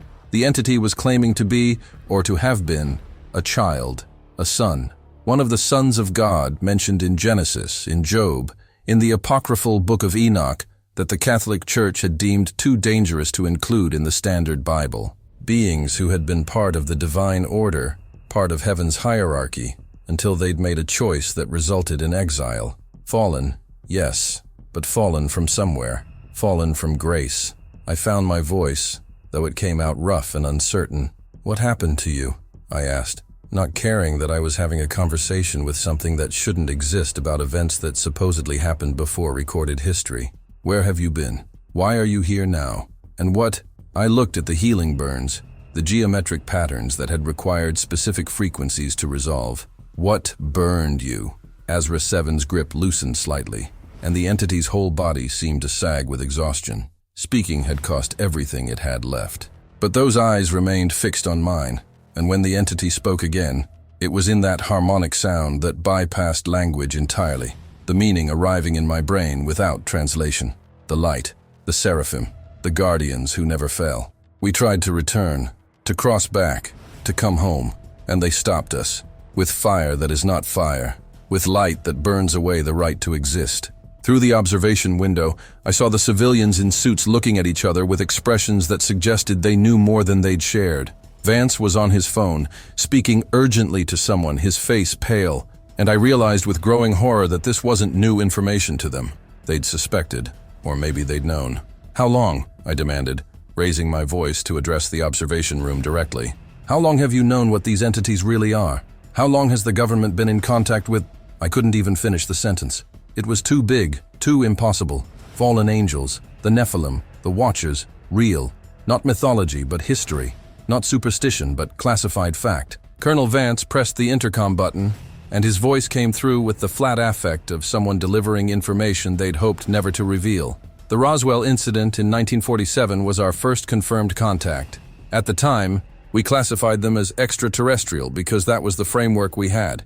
It took decades of study, decades of negotiation, before we understood what they actually were. President Eisenhower's famous 1954 meeting wasn't with aliens from another planet, Sergeant. It was with a delegation of the fallen, seeking to establish formal relations with human governments. They offered technology, knowledge, advancement beyond our wildest dreams. In exchange, they wanted only one thing: to remain on Earth, to exist here in the physical realm, without interference, hidden from the general population. His pause was heavy with implications. We accepted. Multiple nations accepted. It's been the most closely guarded secret in human history. More classified than nuclear weapons, more protected than any other intelligence. Because if people knew, he didn't finish, didn't need to. If people knew that their gods and devils, their angels and demons, their entire spiritual cosmology wasn't metaphorical but literally real, just operating in ways that science couldn't easily measure, the psychological, social, and religious upheaval would be catastrophic. Better to let humanity believe in a purely material universe, a cosmos that made sense according to physics and chemistry and biology. Better to let them think we were alone and that death was simple and final. And Ezra 7? I asked, looking down at the entity who was now barely conscious, exhausted from the effort of communication. What happened? If you have this agreement, this treaty with the fallen, why is this one here injured like this? Another voice came through the comm, one of the civilians I'd seen earlier, older, with the clipped diction of someone used to being obeyed without question. Azra 7 is part of a renegade faction. While the majority of the Fallen accepted the terms of coexistence, remaining hidden, limiting their interaction with humanity, providing us with technological advancement, some never accepted their exile. They've spent millennia attempting to breach the barriers that separate the dimensional planes, trying to return to what they still consider their rightful home, the presence of the divine. 3 weeks ago, a group attempted a crossing at a site of major religious significance, the Jerusalem Temple Mount, specifically. They tried to force their way through using technology that combined their own knowledge with human quantum mechanics. The attempt failed. He paused, and I heard something in his voice that might have been pity or might have been fear. They were intercepted by the Seraphim, the angels who never fell, the guardians who maintain the barriers between realms. Azra 7 was the only survivor. The burns you've been treating? Those are the marks of divine judgment, Sergeant. You've been healing wounds inflicted by the literal warriors of God. And now, thanks to your unprecedented success, this entity is going to survive. Which means we're going to have questions. Lots of questions. About what they saw on the other side. About the nature of the barriers. About whether God is still paying attention to what happens down here. He let that sink in, then added, "Welcome to the deepest level of classified knowledge that exists, Sergeant Brennan. Welcome to the truth. I hope you're ready for it, because there's no going back now." They gave me 4 hours to sleep. Actual sleep in a small quarters room 2 levels up, not the underground tomb where Azra 7 lay healing. I didn't think I'd be able to sleep at all, my mind spinning with revelations that rewrote everything I thought I understood about reality. But exhaustion won out, and I collapsed into dreamless darkness the moment I hit the narrow military cot. When I woke, there was a fresh uniform waiting, a meal that I barely tasted, and a message on the small terminal beside the bed. "Report to Conference Room 7A at Aero 900 hours. Formal debriefing and continuation of subject communication. Colonel Vance." I checked my watch. 0830. 30 minutes to shower, eat, and mentally prepare myself for whatever came next. In the tiny bathroom mirror, I barely recognized my own face. I'd aged a decade in 24 hours. New lines around my eyes. A haunted quality that reminded me of soldiers after their first real combat. I'd crossed a threshold, just like Vance had warned. The man looking back at me had seen behind the curtain of reality, had touched something that shouldn't exist, had heard truths that most of humanity would never know. There was no going back to the simple world of yesterday. That Marcus Brennan was gone, replaced by someone who now carried the weight of cosmic secrets. I splashed cold water on my face, put on the fresh uniform with its crisp creases and familiar weight, and tried to remember who I'd been before I knew that angels were real, and God's warriors had left burn marks on something that used to be one of his sons. Conference Room 7A turned out to be less of a conference room, and more of a command center, with multiple large displays showing various feeds of Azra 7's containment area from different angles. The entity was awake, sitting upright on the examination table with the restraints removed, a sign of trust that surprised me until I realized they probably had weapons trained on it from concealed positions. Dr. Chen stood near the main display, looking as exhausted as I felt. Colonel Vance occupied the head of a long table surrounded by the civilians I'd seen before, plus several new faces, including a woman in Air Force blues with stars on her shoulders. A general, someone important enough that Vance stood slightly straighter when she looked at him. "Sergeant Brennan," the general said as I entered, her voice carrying the flat authority of someone who'd given orders that moved nations. "I'm Major General Patricia Morrison, Commander of Special Access Programs for the United States Air Force. What you learned yesterday makes you one of approximately 300 people worldwide who know the truth about what we've been calling the extraterrestrial question. Before we proceed, I need your verbal confirmation that you understand the security implications. You will never speak of this to anyone outside this program, including family, friends, clergy, or therapists. You will carry this knowledge until you die, and if you violate that confidence, you will spend the remainder of your life in a facility that makes this one look pleasant. Do you understand?" I understood. I understood that I'd been given knowledge that was also a prison. Information that would separate me from every normal human relationship for the rest of my life. "Yes, ma'am. I understand." She nodded once. "Good. Then let's begin. Over the next several hours, General Morrison continued, gesturing toward the displays showing Azra 7, we're going to attempt the most detailed communication session we've ever conducted with one of the fallen. Previous sessions have been limited by language barriers, by their unwillingness to share information, and by mutual distrust. But you, Sergeant, have accomplished something unprecedented. You've earned this entity's trust. Azra 7 is willing to speak with you, through you, in ways it hasn't with any of our previous interrogators. She pulled up a file on the main screen showing decades of reports, interviews, incident logs. We've had varying levels of contact with the fallen since Roswell, but they've always been cautious, revealing only what serves their purposes. They've given us technology, advancements in materials science, propulsion systems, energy generation, but never the full picture. They've explained their presence as observation and study of human development, but never the why behind that interest. Most frustratingly, they've refused to discuss their origins in detail, giving us fragments and contradictions that made it impossible to build a coherent historical narrative. She paused, looking directly at me. Yesterday, Azra 7 gave us more genuine information in 10 minutes than we've gathered in 70 years. It identified itself using ancient religious terminology. It referenced specific biblical texts. It claimed direct lineage to the Nephilim. If even half of what it said is true, we're not dealing with aliens at all. We're dealing with Earth's own ancient history, made manifest. And that changes everything. One of the civilians, an older man with the bearing of academic authority, leaned forward.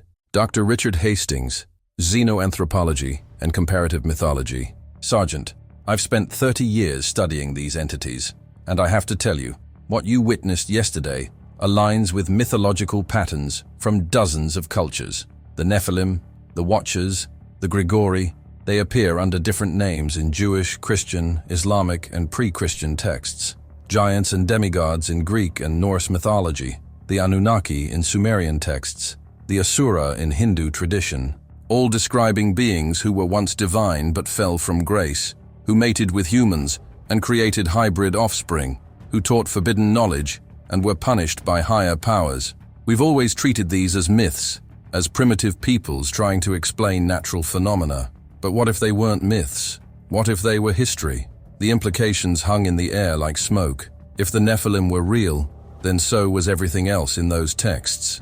The flood wasn't just a story, it was a cosmic reset button, a deliberate act to separate dimensions and limit the fallen's access to the physical world. The Tower of Babel wasn't about language confusion, it was about preventing humans from building structures that could breach dimensional barriers.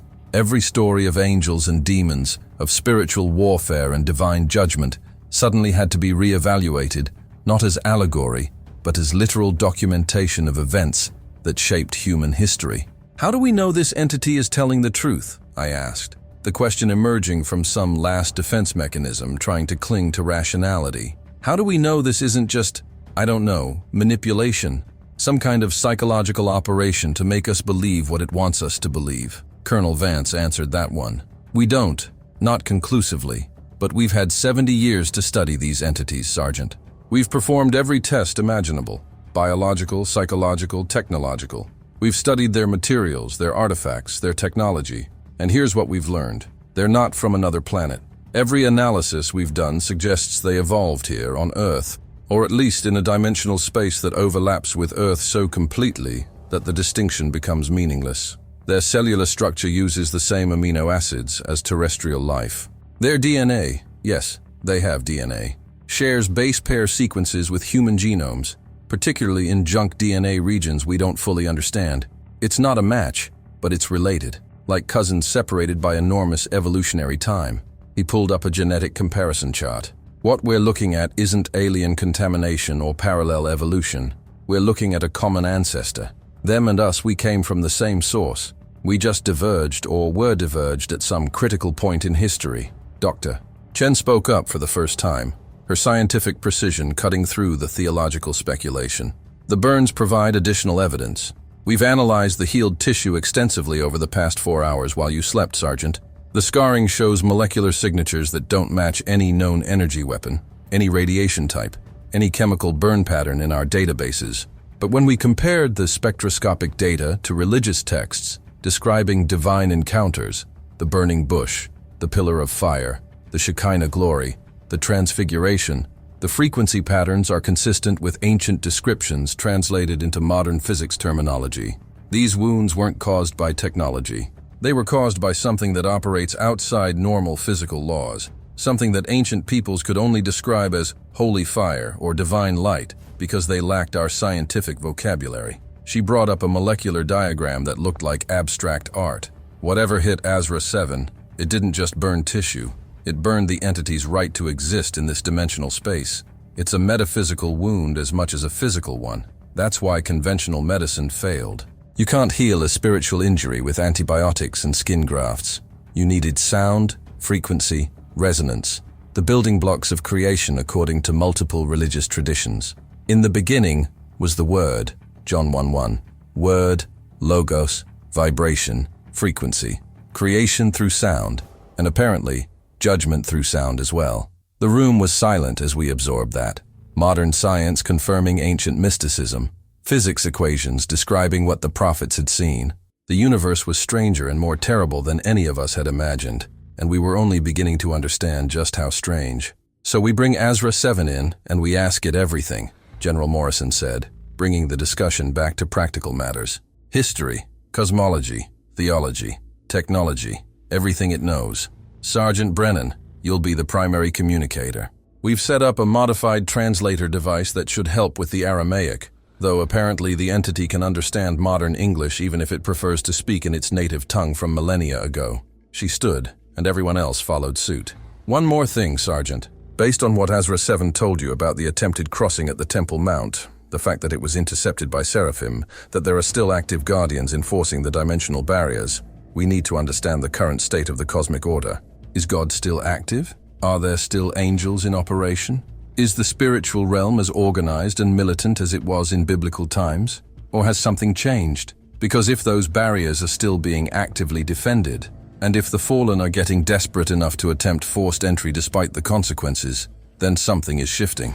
Some equilibrium is breaking down, and we need to know what that means for humanity. Before we're caught in the middle of a war we don't even know how to fight. She looked at each of us in turn. Gentlemen, Dr. Chen, Sergeant Brennan, we're about to have a conversation that will rewrite every assumption about human history, religion, and our place in the cosmos. Whatever we learn in that room, it stays in this program. But make no mistake, what we discover today may determine the future of our entire species. Let's go find out what kind of universe we actually live in. We descended back to level 7D in silence, each person lost in their own thoughts about what we were about to attempt. The elevator ride felt longer this time, or maybe I was just more aware of how far we were traveling from the normal world, descending into depths where the rules changed and reality became negotiable. When we arrived at the containment area, I saw they'd made modifications during my rest period. The observation room now held twice as many monitors, recording equipment, and personnel. Someone had brought in what looked like a sophisticated translation array with multiple speakers, the device General Morrison had mentioned. And in the containment area itself, they'd positioned a chair across from the examination table where Azra 7 sat, creating an interview setup that suggested we were treating this as a formal diplomatic exchange rather than a medical examination. The entity looked better than it had the previous day.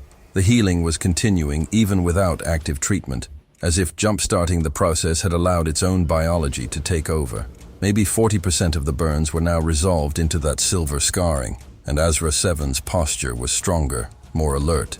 When I entered the containment area, those dark eyes fixed on me immediately, tracking my movement with predatory precision that reminded me uncomfortably that this entity, however weakened, was still something that had existed for millennia and possessed capabilities I couldn't begin to understand. Azra, I said, using the name as I took the chair across from it. Close enough for conversation, but respecting a careful distance. They want me to ask you questions, a lot of questions, about who you are, where you came from, what happened to you. Are you willing to tell us your story? The entity regarded me for a long moment, then reached out one three-fingered hand in a gesture that was unmistakably human. An invitation, a handshake, a bridge across the impossible gulf between us. I took it, feeling that strange cool skin, that vibration that resonated with Earth's fundamental frequency, and Azra 7's voice emerged through the translator device in accented but comprehensible English. I will tell you, because you healed me when you could have let me die, because you showed compassion when everyone else showed only curiosity, because you deserve to know the truth about your world and what walks within it. The entity paused, and something that might have been sadness crossed those alien features. And because someone needs to know, before the final war begins, why we fell and why we cannot rise. Why we are damned not by cruelty, but by mathematics. By choices made before your species drew its first breath. Start at the beginning, I said softly, aware that every word was being recorded, analyzed, scrutinized by dozens of experts. Who were you before you fell? What were the Nephilim? Azra 7's hand tightened slightly on mine, and when it spoke, the words carried weight that went beyond mere information. This was confession, testimony, the unburdening of sins so old they'd become mythology. We were the Watchers, the Grigori, 200 of us, assigned to observe and guide the development of humanity in its earliest days. We were not the highest choir, not seraphim with their 6 wings and endless song, not cherubim with their flaming swords and many faces. We were middle management, if you understand the term. Important enough to be given autonomy, not important enough to be in the divine presence constantly. We watched, we recorded, we reported. For generations of your kind, we did our duty and remained separate, observing without interfering, maintaining the boundaries between your realm and ours. The entity's eyes grew distant, looking at something beyond the containment walls, beyond the rock and steel, beyond time itself. But then we made the mistake of truly seeing you, not just recording data, but understanding. You were so brief, so fragile, burning so bright because you knew your time was limited. You created, you loved, you suffered, you died, all in the span of decades that passed like heartbeats for us. And your women. Azra 7's voice carried a note of something that might have been longing or regret.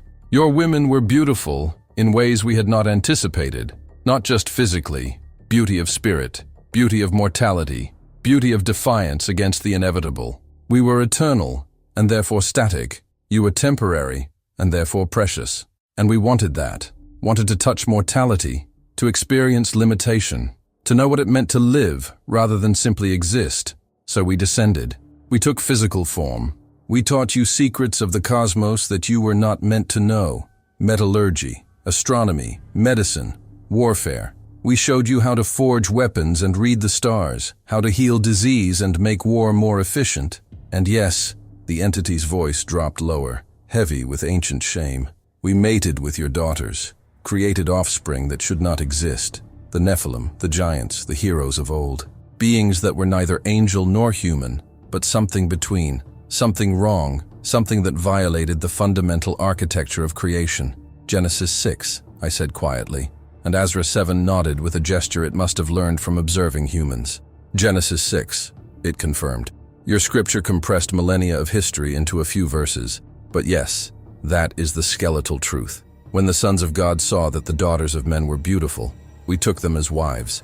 We produced children who grew to enormous size, who possessed strength and knowledge beyond normal humans, who upset the careful balance that had been established. The Nephilim walked the earth, and creation groaned under the weight of their existence. The entity's grip on my hand became almost painful. You must understand, we did not know the magnitude of our transgression. We thought we were simply living, experiencing. We did not understand that we were unmaking the boundaries between dimensional spaces, that our children were living violations of cosmic law, that every day they existed was pulling your world and ours closer together in ways that would eventually collapse both. The fabric of reality was tearing, Sergeant Brennan. The Nephilim were the tear made manifest. And if the process had continued unchecked, if the bleeding between dimensions had gone on much longer, both worlds would have merged and destroyed each other in the collision. The translator device crackled as Azra 7's voice rose with emotion. So the divine made a choice, a terrible, necessary choice. The flood was not punishment, it was surgery, a resetting of dimensional boundaries, a forced separation of realms that had begun to merge. The waters rose and covered the earth, yes, but that was merely the physical manifestation. In truth, the flood was a wave of cosmic force that swept through multiple dimensions simultaneously, scrubbing away everything that existed in the liminal spaces between worlds. The Nephilim died. The physical bridges we'd built between realms were destroyed, and we, the Watchers who had caused this catastrophe, we were exiled, not killed. That would have been mercy. We were placed in what your texts call Tartarus, what we experience as dimensional limbo, trapped between the physical and spiritual realms, able to perceive both but fully inhabit neither. Do you understand what that means? For 4,000 years we have existed in the space between, watching your world continue without us, feeling the pull of the divine presence we can no longer reach, unable to die and unable to truly live. That is our punishment. That is our damnation. Not fire and brimstone, just endless, conscious separation from everything that gives existence meaning. The silence that followed Azra 7's explanation of the flood and the exile stretched long enough that I could hear my own heartbeat through the suit's internal sensors, could feel the weight of everyone in the observation room waiting for me to ask the next question. There were 1,000 things I wanted to know. Details about the Nephilim, specifics about the dimensional mechanics of their exile, clarification on theological points that would make or break entire religions. But looking at Azra 7's scarred body, at the silver tracework that marked where impossible burns had been, I knew there was only one question that truly mattered right now. The question that would explain not just the entity's injuries, but why it was here, why now, why everything was happening. What caused your burns? I asked, my voice barely above a whisper, but carrying clearly in the containment area's acoustics. You said you were in dimensional limbo for 4,000 years. You said the flood separated the realms. So what happened? How did you get these injuries? And how did you end up here in our custody, in this facility? Azra 7's hand released mine, and the entity leaned back against the examination table, those dark eyes closing for the first time since I'd entered.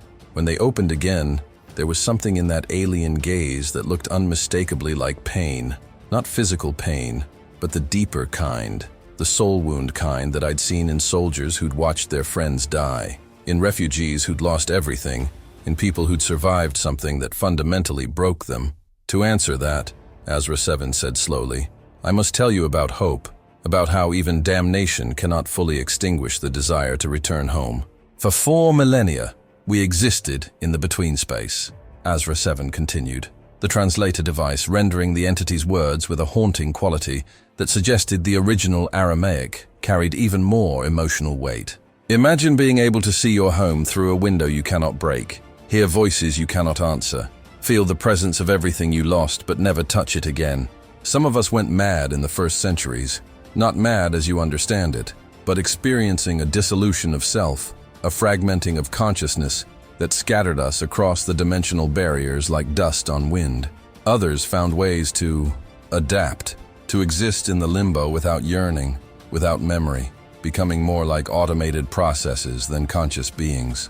But some of us, a minority, perhaps 24 out of the original 200, we retained our full consciousness, our full memory, and most dangerously, our full hope. The entity's voice grew softer. We spent millennia studying the barriers that held us. We could perceive your world, watch your civilizations rise and fall, see your species grow from primitive tribes into the technological marvel you've become. We watched Egypt build its pyramids, and yes, before you ask, we helped. Whispering knowledge through dreams to priests and engineers, the only form of contact the barriers allowed.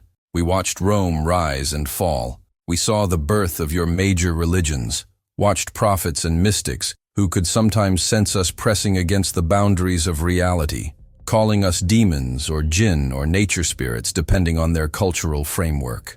Azra 7's 3-fingered hands clenched into fists, and we watched the one event that changed everything, the incarnation.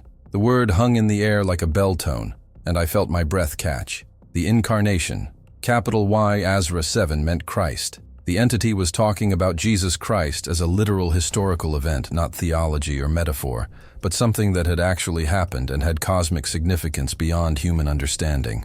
When the divine took human form, Azra 7 said, and I noticed the entity didn't use the name Jesus, maintaining some kind of respectful distance, or maybe just acknowledging the inadequacy of human names for what it was describing. The barriers between dimensions became complicated. For 33 years, the physical and spiritual realms overlapped in one human body. The incarnation created a bridge, a connection point, and when that body died and was resurrected, It left behind a sort of dimensional scar tissue, a permanent weak point in the barriers. Most of your kind cannot perceive it, but for us, trapped in the between space, it blazed like a beacon. A door that had been permanently sealed suddenly showed cracks, small ones, insufficient for full crossing, but enough to give us something we hadn't had before: hope. The entity's voice took on an edge of bitter irony. Hope is more dangerous than despair, Sergeant. Despair is stable. Hope demands action, requires risk, breeds desperation. So we began planning. Not all of us. Some had given up entirely, and others feared the consequences of another transgression. But my faction, the ones who still remembered what it meant to exist in the divine presence, who still yearned for redemption, even though we knew intellectually that redemption was not possible for us. We spent 2,000 years developing a plan to cross back, to force our way through the weakened barriers and return home, even knowing we might be destroyed in the attempt. The location of the dimensional scar varies over time, Azra 7 explained, and now I heard what might have been academic interest underneath the pain, as if the entity was relieved to discuss mechanics rather than emotions. It follows certain geographic and temporal patterns. It's strongest at sites of major spiritual significance, places where the barrier between physical and spiritual has always been thin: Jerusalem, Mecca, Varanasi, certain locations in Tibet, the ancient henges of Britain. But Jerusalem is the epicenter, specifically the Temple Mount, because that's where the Incarnation's ministry centered, where the death and resurrection occurred in closest proximity. The scar is always present there, but it fluctuates in accessibility based on astronomical alignments, solar activity, even human consciousness. The collective spiritual attention of billions of believers actually affects dimensional stability in ways your physics is just beginning to understand. The entity leaned forward, and I saw something that might have been excitement or might have been terror. On August 21st, 2017, there was a total solar eclipse visible across your North American continent. But more importantly, there were precise celestial alignments involving Jerusalem. Planetary positions that occur only once every few thousand years, combined with solar magnetic activity that created unusual conditions in Earth's magnetosphere. We calculated that during a specific 17-minute window, the dimensional barriers over the Temple Mount would be at their weakest point since the flood. Weak enough, we hoped, for a crossing, weak enough to finally go home. There were 12 of us, Azra 7 said, and for the first time I heard something like regret, real, profound regret, in that alien voice.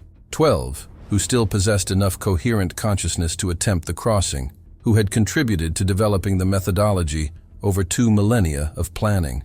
We synchronized our approach from different points in the between space, using techniques that combined our understanding of dimensional mechanics with human quantum physics. Yes, we can perceive your scientific developments, can understand your mathematics, even if we cannot directly interact with your physical instruments. The plan was to create a resonance cascade, a harmonic convergence that would essentially punch through the weakened barriers through sheer synchronized force. Like 12 singers hitting the same note at precisely the same moment, shattering glass through acoustic resonance. The entity's hands were shaking now, and I realized we were approaching the traumatic core of what had happened. We emerged into your physical dimension at exactly 1826 Jerusalem time, manifesting on the Temple Mount in forms as close to physical as we could manage. For 17 seconds, I counted every one, we were actually there, actually standing on solid ground, breathing air that wasn't the stale nothing of dimensional limbo, feeling gravity and temperature and existence in ways we hadn't experienced in 4,000 years. I looked up and saw stars, real stars, not the ghost images we perceived from the between space. I felt wind.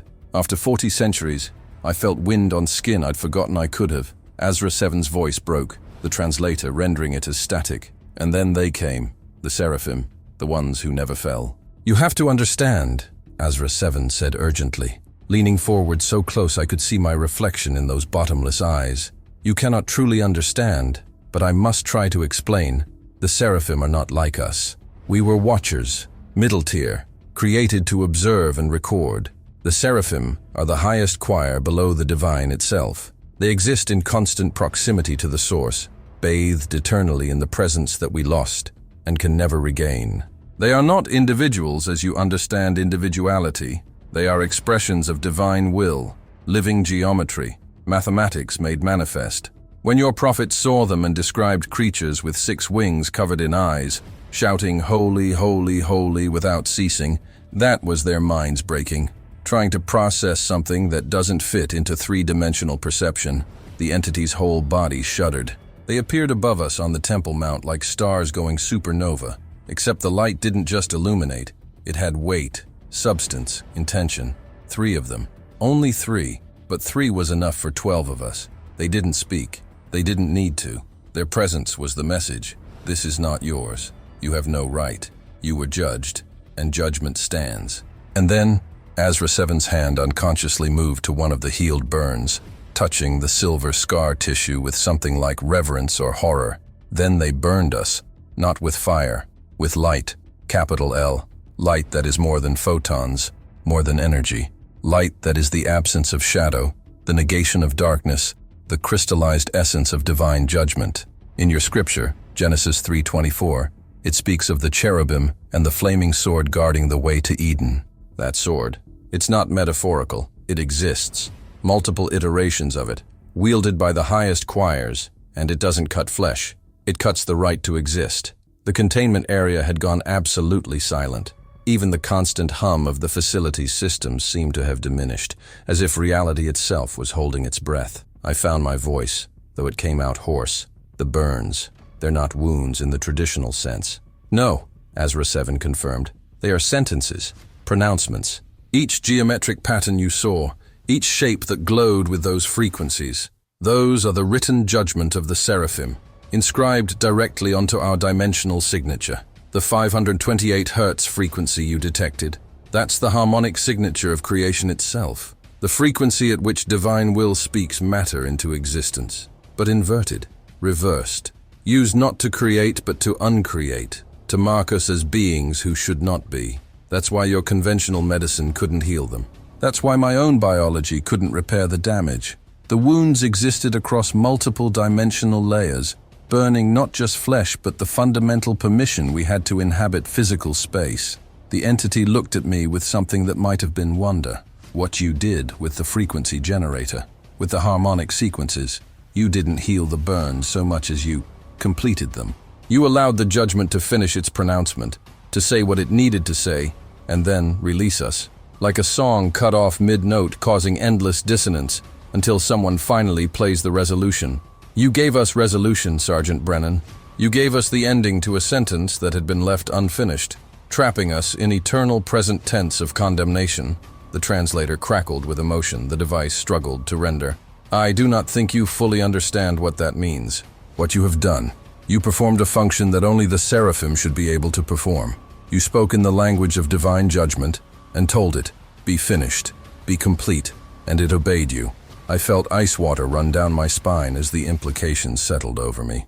The others, I said quietly, the other 11 who crossed with you, what happened to them?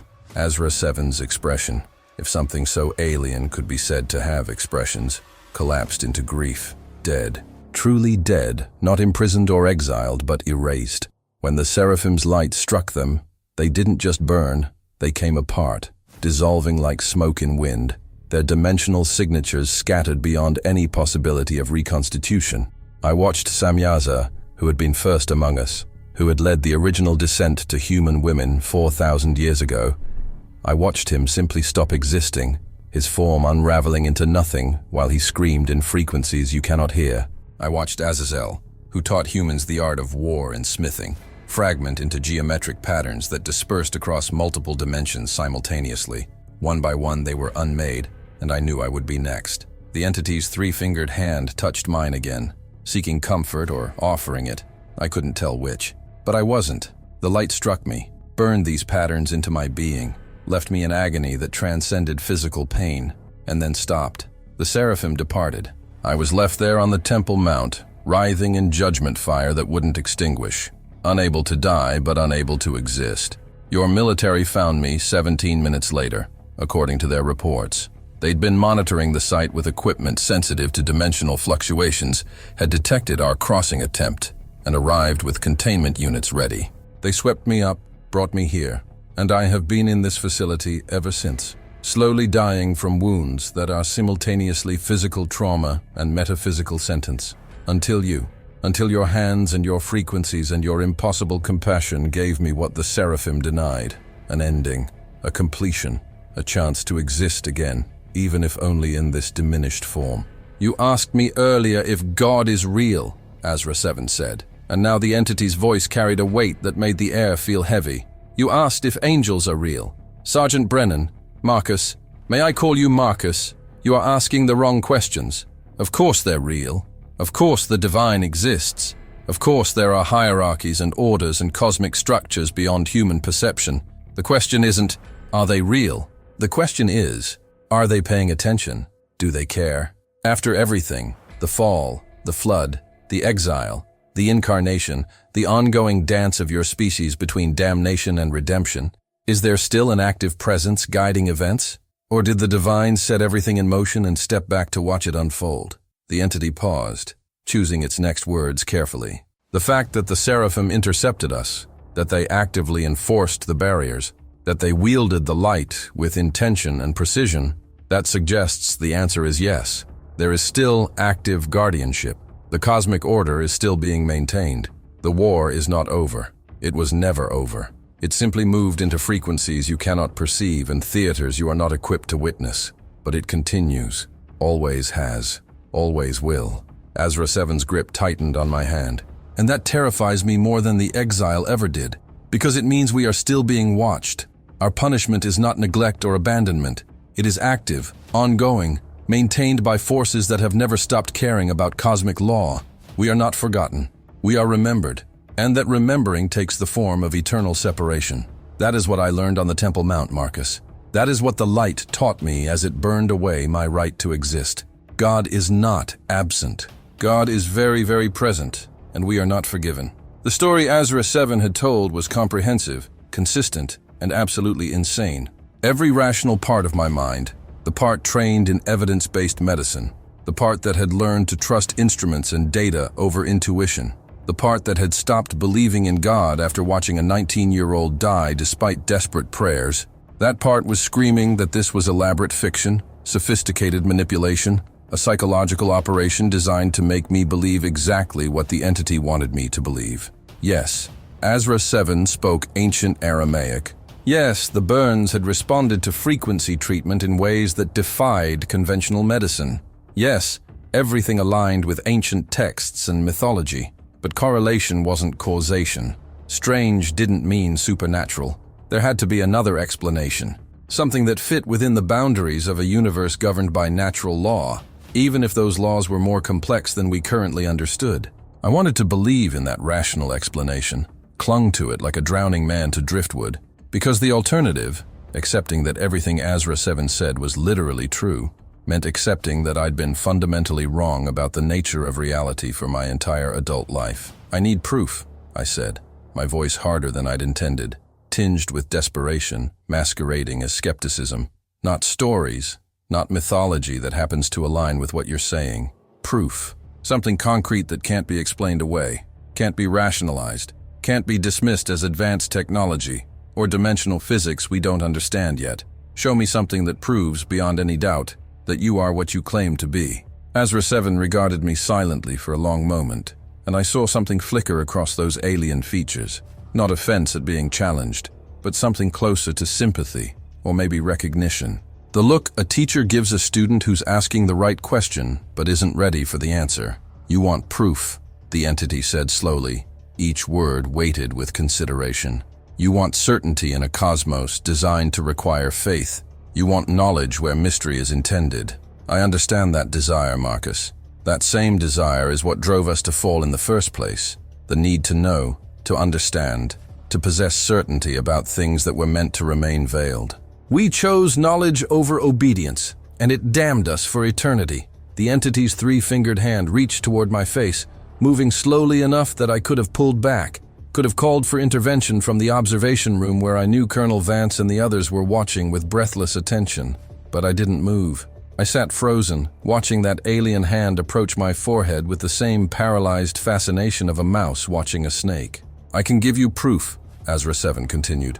I can show you what I have seen.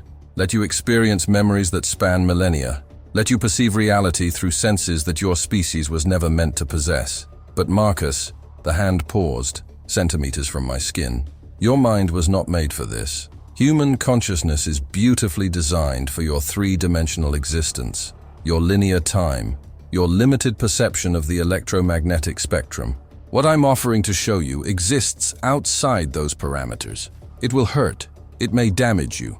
It will certainly change you in ways you cannot undo. So I'm giving you something we were never given. Choice. The freedom to remain ignorant but safe, or to know but suffer the consequences of knowing. Choose carefully. Choose for yourself, because once you see, you cannot unsee. The containment area was silent except for the soft hum of equipment and my own ragged breathing. Through the transparent wall, I could see the observation room in chaos. People gesturing, arguing silently. Colonel Vance speaking urgently into his headset. Then his voice crackled through my suit's comm.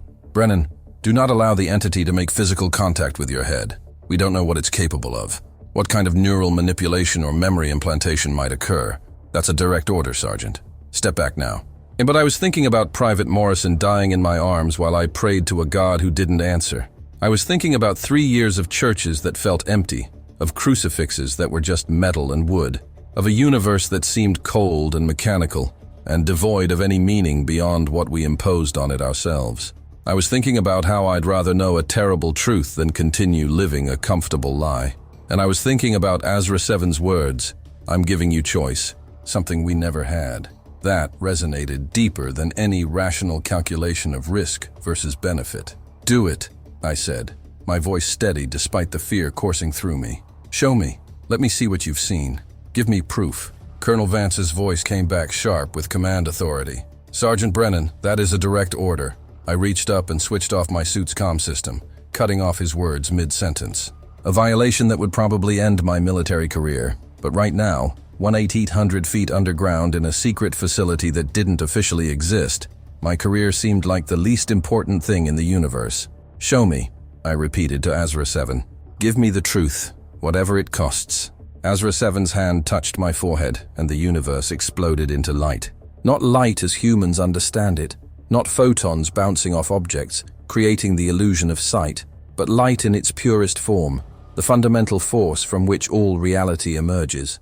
And with that light came memory, consciousness, experience that wasn't mine, but was being poured directly into my brain like data into a computer, overwhelming every defense, every filter, every mechanism that normally protects human consciousness from information overload.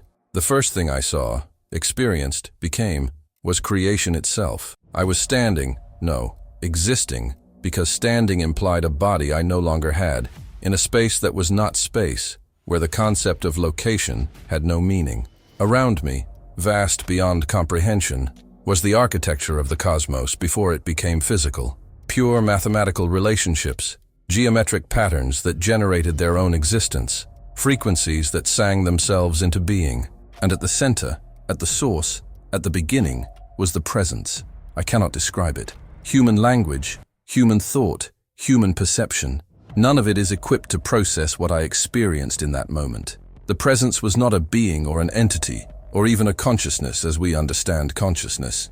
It was being itself, existence as verb, the eternal I am, that generates all possible states of reality from its own nature. To perceive it was to be simultaneously obliterated and recreated in every instant, to understand that everything that exists is a thought being eternally thought, a word being eternally spoken, a song being eternally sung, and then the word was spoken, not in language, not in sound, but in pure creative intent that rippled outward through every possible dimension, and I watched, as that intent crystallized into matter, into energy, into the fundamental forces that would govern physical reality.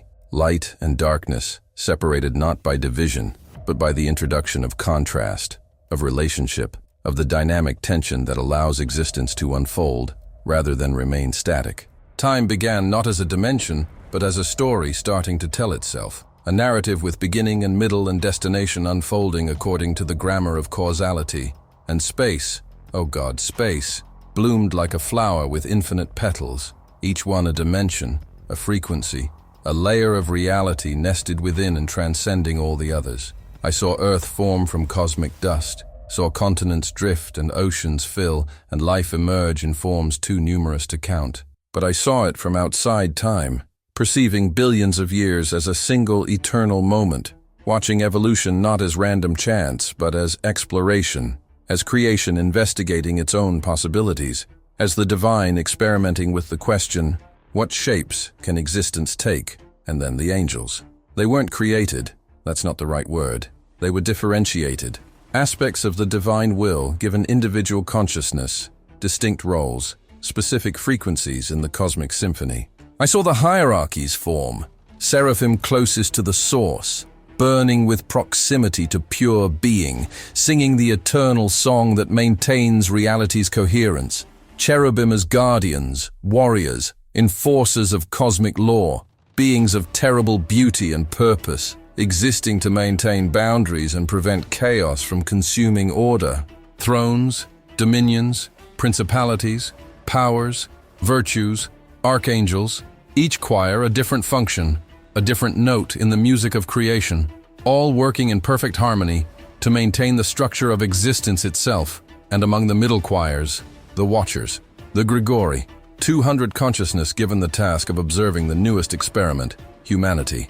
I saw them looking down at Earth, at these strange beings made from dirt and divine breath, capable of both creation and destruction, possessed of free will in ways even angels weren't, because angels were aspects of will itself, while humans were will's students, learning to choose.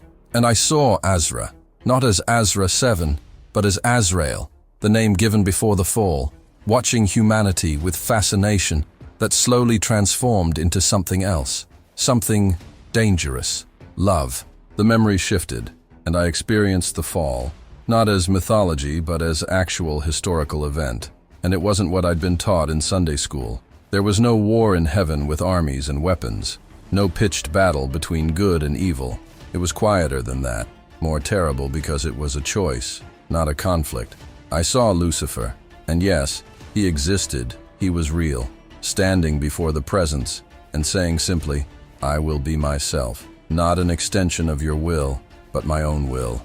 I choose autonomy, and the tragedy, the cosmic horror of it, was that the presence said nothing, didn't argue, didn't condemn, didn't plead, simply allowed. Because true love requires the possibility of rejection, and the divine had created beings capable of love, which meant creating beings capable of choosing separation. Lucifer didn't become a red demon with horns and a pitchfork. He remained beautiful, remained brilliant, remained powerful, but he became separate, cut off from the source by his own choice, and that separation was its own punishment, its own hell. He pulled others with him, not through deception, but through invitation. Join me in autonomy, he said. Choose yourselves. And a third of the host chose separation over union, independence over integration. They fell not through space, but through dimensions, descending into lower frequencies of existence, where they could maintain individual will at the cost of connection to the source. And later, much later by human reckoning, the Watchers made their own choice. Not Lucifer's choice of outright rebellion, but something more subtle, the choice to love what they were supposed to only observe, to touch what they were meant to keep distant, to know intimately what they were designed to know abstractly. And I felt it. Felt the moment when Azrael looked at a human woman and felt desire not as lust, but as connection, as the overwhelming need to bridge the gap between observer and observed, to stop existing in eternal detachment and start existing in mortal engagement. I felt the choice being made. I will love this brief thing, even if it costs me eternity. Then came the flood, and finally I understood. It wasn't water washing away sin. It was dimensional surgery, reality itself being restructured to prevent catastrophic collapse. I saw the Nephilim for what they truly were, walking violations of cosmic architecture, beings whose very existence was tearing holes in the fabric that kept physical and spiritual realms separate. They were never meant to exist. Their DNA was a contradiction, their consciousness was paradox, and their continued existence was slowly pulling all of reality toward a merger that would destroy both realms in the collision. The flood was mercy disguised as judgment, quick death for the Nephilim instead of slow unraveling, forced separation instead of mutual annihilation, and the Watchers, Azrael and his companions, were placed in dimensional limbo not as punishment, but as quarantine. They couldn't be destroyed because they were eternal by nature, couldn't be reintegrated because they'd chosen separation, couldn't be left in the physical realm because they'd proven they would continue making choices that threatened reality itself. So they were placed between, able to perceive both realms but inhabit neither, consciousness preserved but experience suspended, purgatory. Literal, actual purgatory. And I finally understood what that word really meant. Not a place, but a state. Not temporary purification, but eternal waiting. Not hope of eventual redemption, but the torment of knowing redemption is possible for others, but not for you. And then the final vision, the one that broke something in my mind even as it answered every question I'd ever had about reality. I saw Earth as it actually exists, not just in 3 physical dimensions, but in all dimensions simultaneously. And from that perspective, the planet wasn't a blue marble floating in space. It was a living field of light, a node in a vast cosmic network of consciousness and energy, connected to every other point in creation through threads of causality and meaning that wove through multiple dimensions. And at the geographic center, at the point where physical and spiritual reality pressed most closely together, was Jerusalem, blazing like a star, emanating golden light that cascaded across the entire planet in waves of, I don't even have words for it, grace, maybe, presence, the continuous outpouring of divine attention focused on this one planet, this one species, this one ongoing story. I saw humanity for the first time as we actually exist. Not just meat and neurons, not just walking chemical reactions, but beings of layered light, with physical bodies that were only the densest, outermost layer of something that extended through multiple dimensions. Every person glowed softly with their own frequency, their own unique signature in the cosmic symphony. Some brighter than others, yes. People whose consciousness was more aligned with source frequencies burning with intensity that would have blinded me if I'd been looking with physical eyes. Saints and mystics, and ordinary people who'd chosen love over fear, connection over separation, service over selfishness. But everyone glowed. Everyone was more than they appeared to be. Everyone was a multidimensional being compressed into 3-dimensional form, divinity wrapped in meat, eternity experiencing time, infinity exploring finitude. And then I saw the fallen, the ones who'd accepted the government's bargain and remained hidden among humanity, existing in the spaces between, influencing without revealing. They appeared as shadows, not absence of light, but light inverted, frequencies reversed, beings whose choice of separation had fundamentally altered their relationship to the source. They weren't evil, not exactly. They were simply other, existing in a different harmonic key than the rest of creation, their very presence creating dissonance wherever they intersected with aligned reality. Some had learned to minimize that dissonance, to exist almost peacefully in their exile. Others amplified it deliberately, feeding on the chaos their presence created, finding in destruction a pale echo of the creative power they'd lost. And above it all, surrounding it all, I saw the seraphim, vast beyond imagining, existing simultaneously in multiple dimensions, their 6 wings not physical appendages, but geometric structures that maintained reality's coherence, their endless song of holy, holy, holy, not worship, but literal maintenance, the sound that kept creation from collapsing back into undifferentiated potential. They were the immune system of reality itself, identifying and eliminating anything that threatened the cosmic order. Beautiful, terrible, utterly implacable. And they had marked Azrael with their fire for attempting to cross boundaries that were meant to remain sealed. The visions ended abruptly, and I was slammed back into my body with force that felt like hitting pavement from altitude. I was screaming. I realized that distantly, heard my own voice as if from far away, raw and broken, and trying to express experiences that had no corresponding language. My nose was bleeding. I could taste copper and salt, and there was pain behind my eyes like someone had tried to force the entire universe through the aperture of my skull, which, in a sense, they had. Azra Seven's hand withdrew from my forehead, and the entity was speaking, but I couldn't understand the words through the roaring in my ears, through the cascade of after images and phantom sensations as my nervous system tried to process input it was never designed to handle. Hands grabbed me. Security personnel had breached the containment area, were pulling me away from Azra 7, and I wanted to tell them it was okay, The entity hadn't attacked me, had given me exactly what I'd asked for. But my mouth wouldn't form words, could only make sounds. And those sounds kept forming one phrase over and over as consciousness began to slip away. It's all real. Oh God, it's all real. The last thing I saw before darkness took me was Azra 7's face. Those bottomless eyes looking at me with something that might have been regret, or might have been relief that someone finally understood, that someone finally knew, that the testimony had been received and witnessed and could never be taken back. The truth had been delivered, and now I had to live with it, assuming I survived, assuming my mind could reassemble itself after being torn apart and shown things human consciousness was never meant to perceive. As the darkness closed in, I found myself praying for the first time in 3 years, not to ask for anything, not to bargain or plead, but simply to acknowledge, you're there, you're real, you're watching, and I'm so sorry I ever doubted. I woke to white ceiling tiles and the antiseptic smell of a military infirmary, my head feeling like someone had taken a sledgehammer to it from the inside. Every thought came slowly, painfully, like trying to walk through deep mud. My mouth was dry, tasting of copper and chemicals, and when I tried to sit up, hands gently but firmly pressed me back down.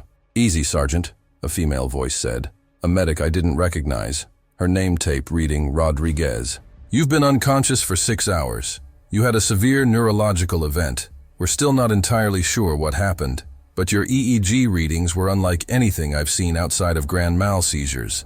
Your nose bled for 20 minutes straight, and at one point your pupils were completely dilated for nearly an hour. Whatever that entity did to you, it pushed your nervous system to its absolute limits." She checked my vitals on a nearby monitor, her expression professionally neutral, but her eyes betraying concern.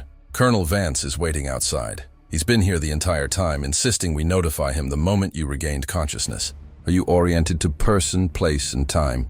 Do you know who you are, where you are, and what happened to you?" I opened my mouth to answer, and instead saw the visions again, creation unfolding, the seraphim singing reality into coherence, Earth as a glowing node in a cosmic network of consciousness. The images were so vivid, so overwhelming, that for a moment I forgot the medic's question entirely, lost in the recursive loop of trying to process the impossible, with a brain that had evolved to hunt prey and gather berries, not perceive the fundamental architecture of reality across multiple dimensions. "Sergeant Brennan?" Rodriguez's voice pulled me back, grounding me in the present moment through sheer professional insistence. "I need you to focus. Can you tell me your name?" "Marcus," I managed, my voice rough and cracking. "Marcus William Brennan, Staff Sergeant. I'm in a medical facility at S4, approximately 1,800 feet underground in Nevada. I'm here because I treated an entity designated Azra 7, and it showed me things. Memories, visions." The words tumbled out faster now as my cognitive functions slowly came back online. It showed me creation, the angelic hierarchies, the fall, the flood as dimensional surgery. I saw Earth from outside time, saw humanity as we actually exist across multiple dimensions, saw the fallen as inverted light, and oh God, the full weight of the memory hit me like a physical blow. It's all real. The Bible isn't mythology.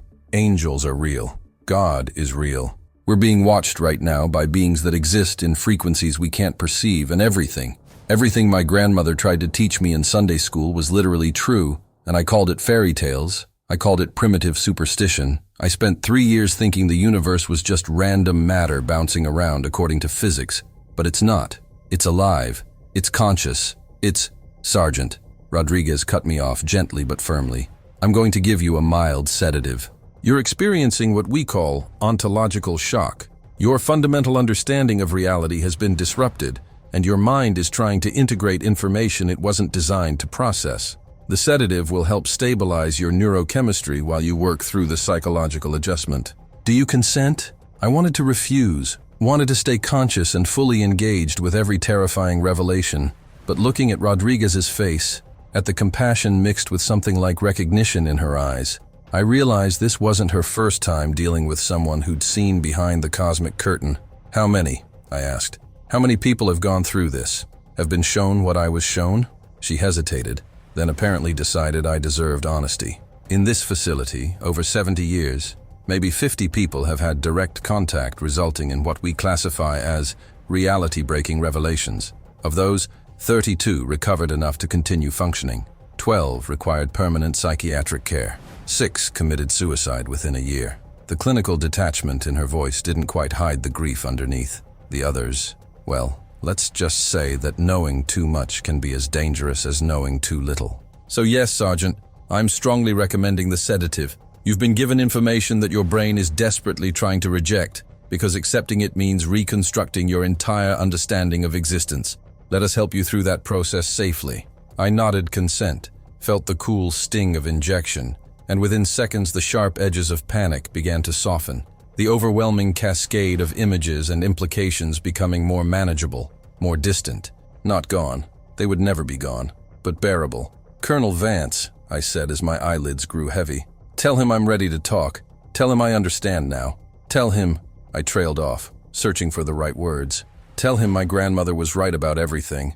When I woke the second time, the sedative had worn off enough that I could think clearly without the panic, though the headache remained like a persistent reminder that human brains weren't meant to perceive six-winged beings singing reality into existence." Colonel Vance sat in a chair beside my bed, looking as tired as I felt, his usual military bearing slightly crumpled after what had presumably been a long and stressful day of watching one of his personnel have a cosmic nervous breakdown. "Welcome back, Sergeant," he said without preamble. "You've been out for another 4 hours. Total elapsed time since your encounter with Azra 7 is approximately 10 hours.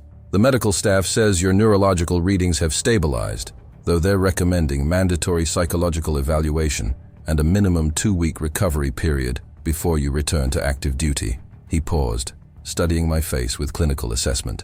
"But before we discuss your medical status, I need to know, what did the entity show you? What memories did it transfer?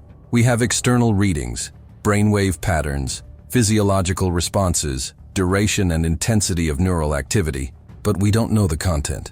We don't know what information you now possess. So I'm asking directly, as your commanding officer, and as someone who needs to assess potential security implications, what did Azra 7 put in your head?" I met his eyes and saw something there I hadn't noticed before. Not just intelligence or authority, but weariness. The bone-deep exhaustion of someone who'd been carrying terrible knowledge for too long, who'd watched that knowledge break person after person, who was now watching it break me. "Everything," I said quietly. "It showed me everything. The creation of the universe, the structure of the angelic hierarchies, the fall, not as rebellion but as choice, as beings choosing autonomy over integration, the flood as dimensional surgery to prevent reality collapse, the Nephilim as walking violations of cosmic architecture. And it showed me Earth as it actually exists, not just a physical planet, but a multi-dimensional structure covered in divine light, with Jerusalem at the center like a beacon, and every human being glowing with their own frequency, their own unique expression of consciousness that extends beyond 3-dimensional space." I paused, choosing my next words carefully. "It showed me that my grandmother was right, that the Bible, at least the core of it, isn't metaphor or mythology. It's history recorded by people who didn't have the vocabulary to describe what they were seeing, but they were seeing something real. Angels are real. God is real. The spiritual warfare my pastor used to preach about is literal, actual warfare happening in dimensions we can't perceive. And the fallen—" I looked toward where I knew the containment area was, several levels below us. "They're not aliens from another planet. They're refugees from a cosmic civil war that's been ongoing for millennia, exiled into dimensional limbo and trying to find any way back to what they've lost."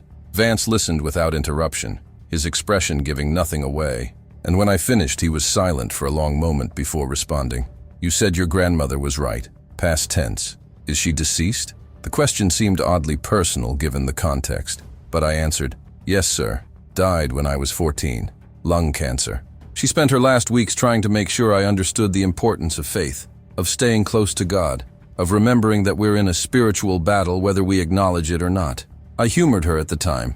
14-year-old boys aren't exactly receptive to religious instruction, but I remember her exact words from her hospital bed. "Marcus, promise me you won't forget.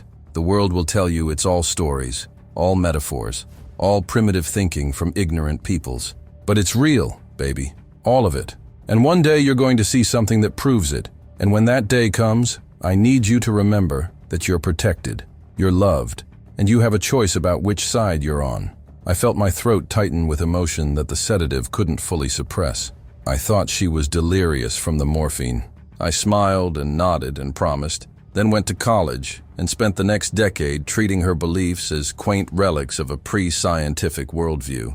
And now, I gestured vaguely at everything around us, at the facility that existed to study beings that shouldn't exist. Now I know she was the only person in my life telling me the truth. Everyone else, all my professors and all my rational scientific colleagues, they were the ones operating on incomplete information. She knew, and she tried to warn me. Vance's expression softened fractionally. My mother was the same.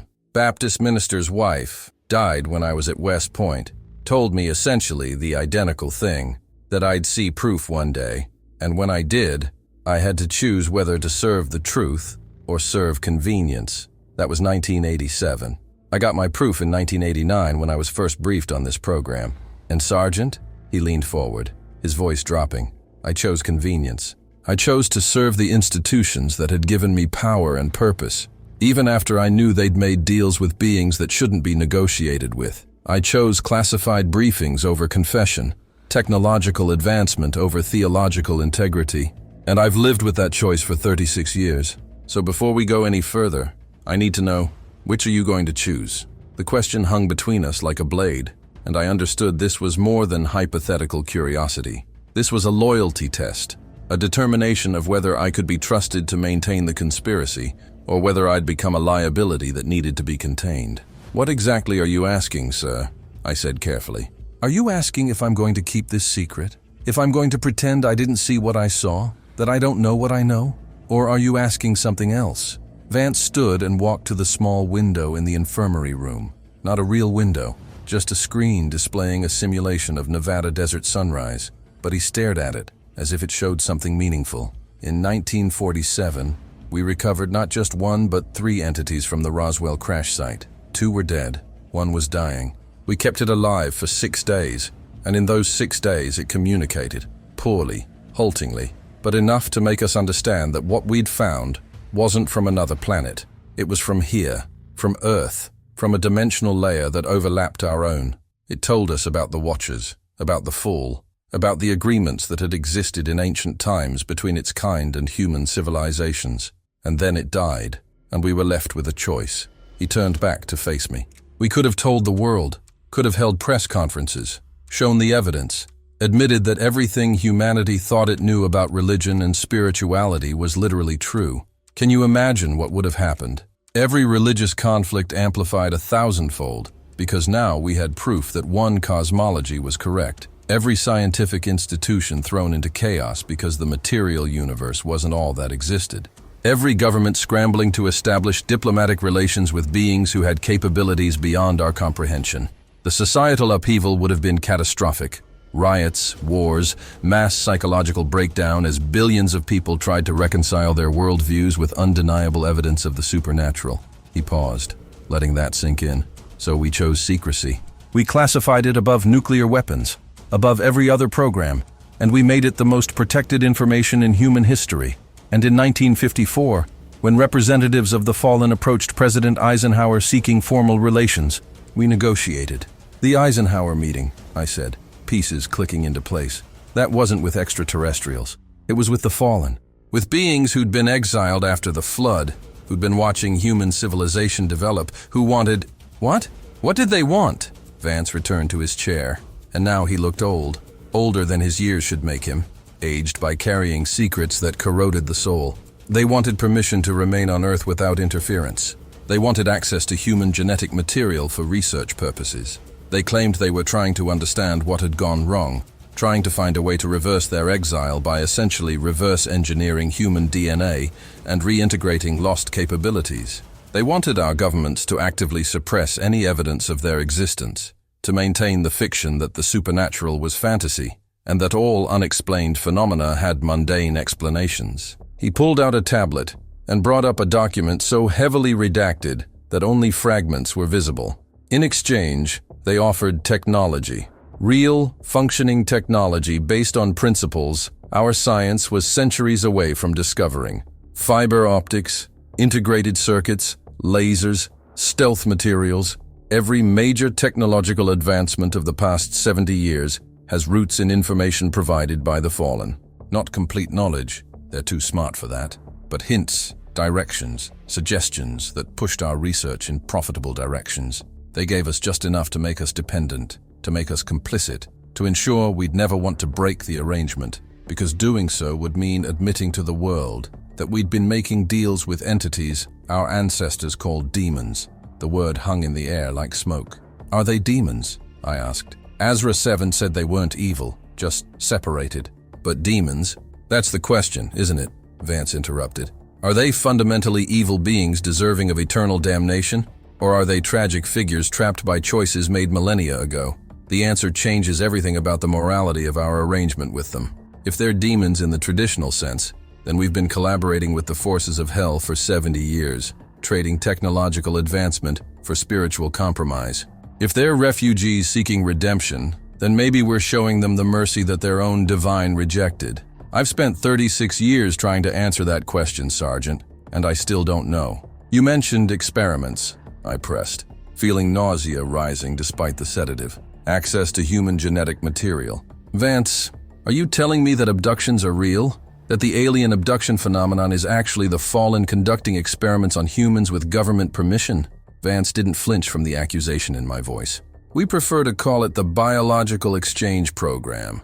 It's regulated, monitored, subject to strict protocols about consent and… Consent? I interrupted, my voice rising despite myself. How exactly do people consent to being taken in the middle of the night, having procedures performed on them, having memories suppressed? That's not consent, Colonel. That's… I searched for a word adequate to the horror of what he was describing.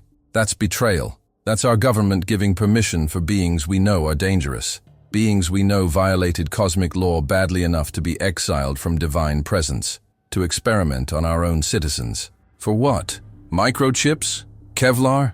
Was it worth it? Vance's expression hardened. Sergeant, you've been awake in this reality for less than a day. I've been living in it for 36 years. So let me explain some things you haven't had time to fully comprehend yet.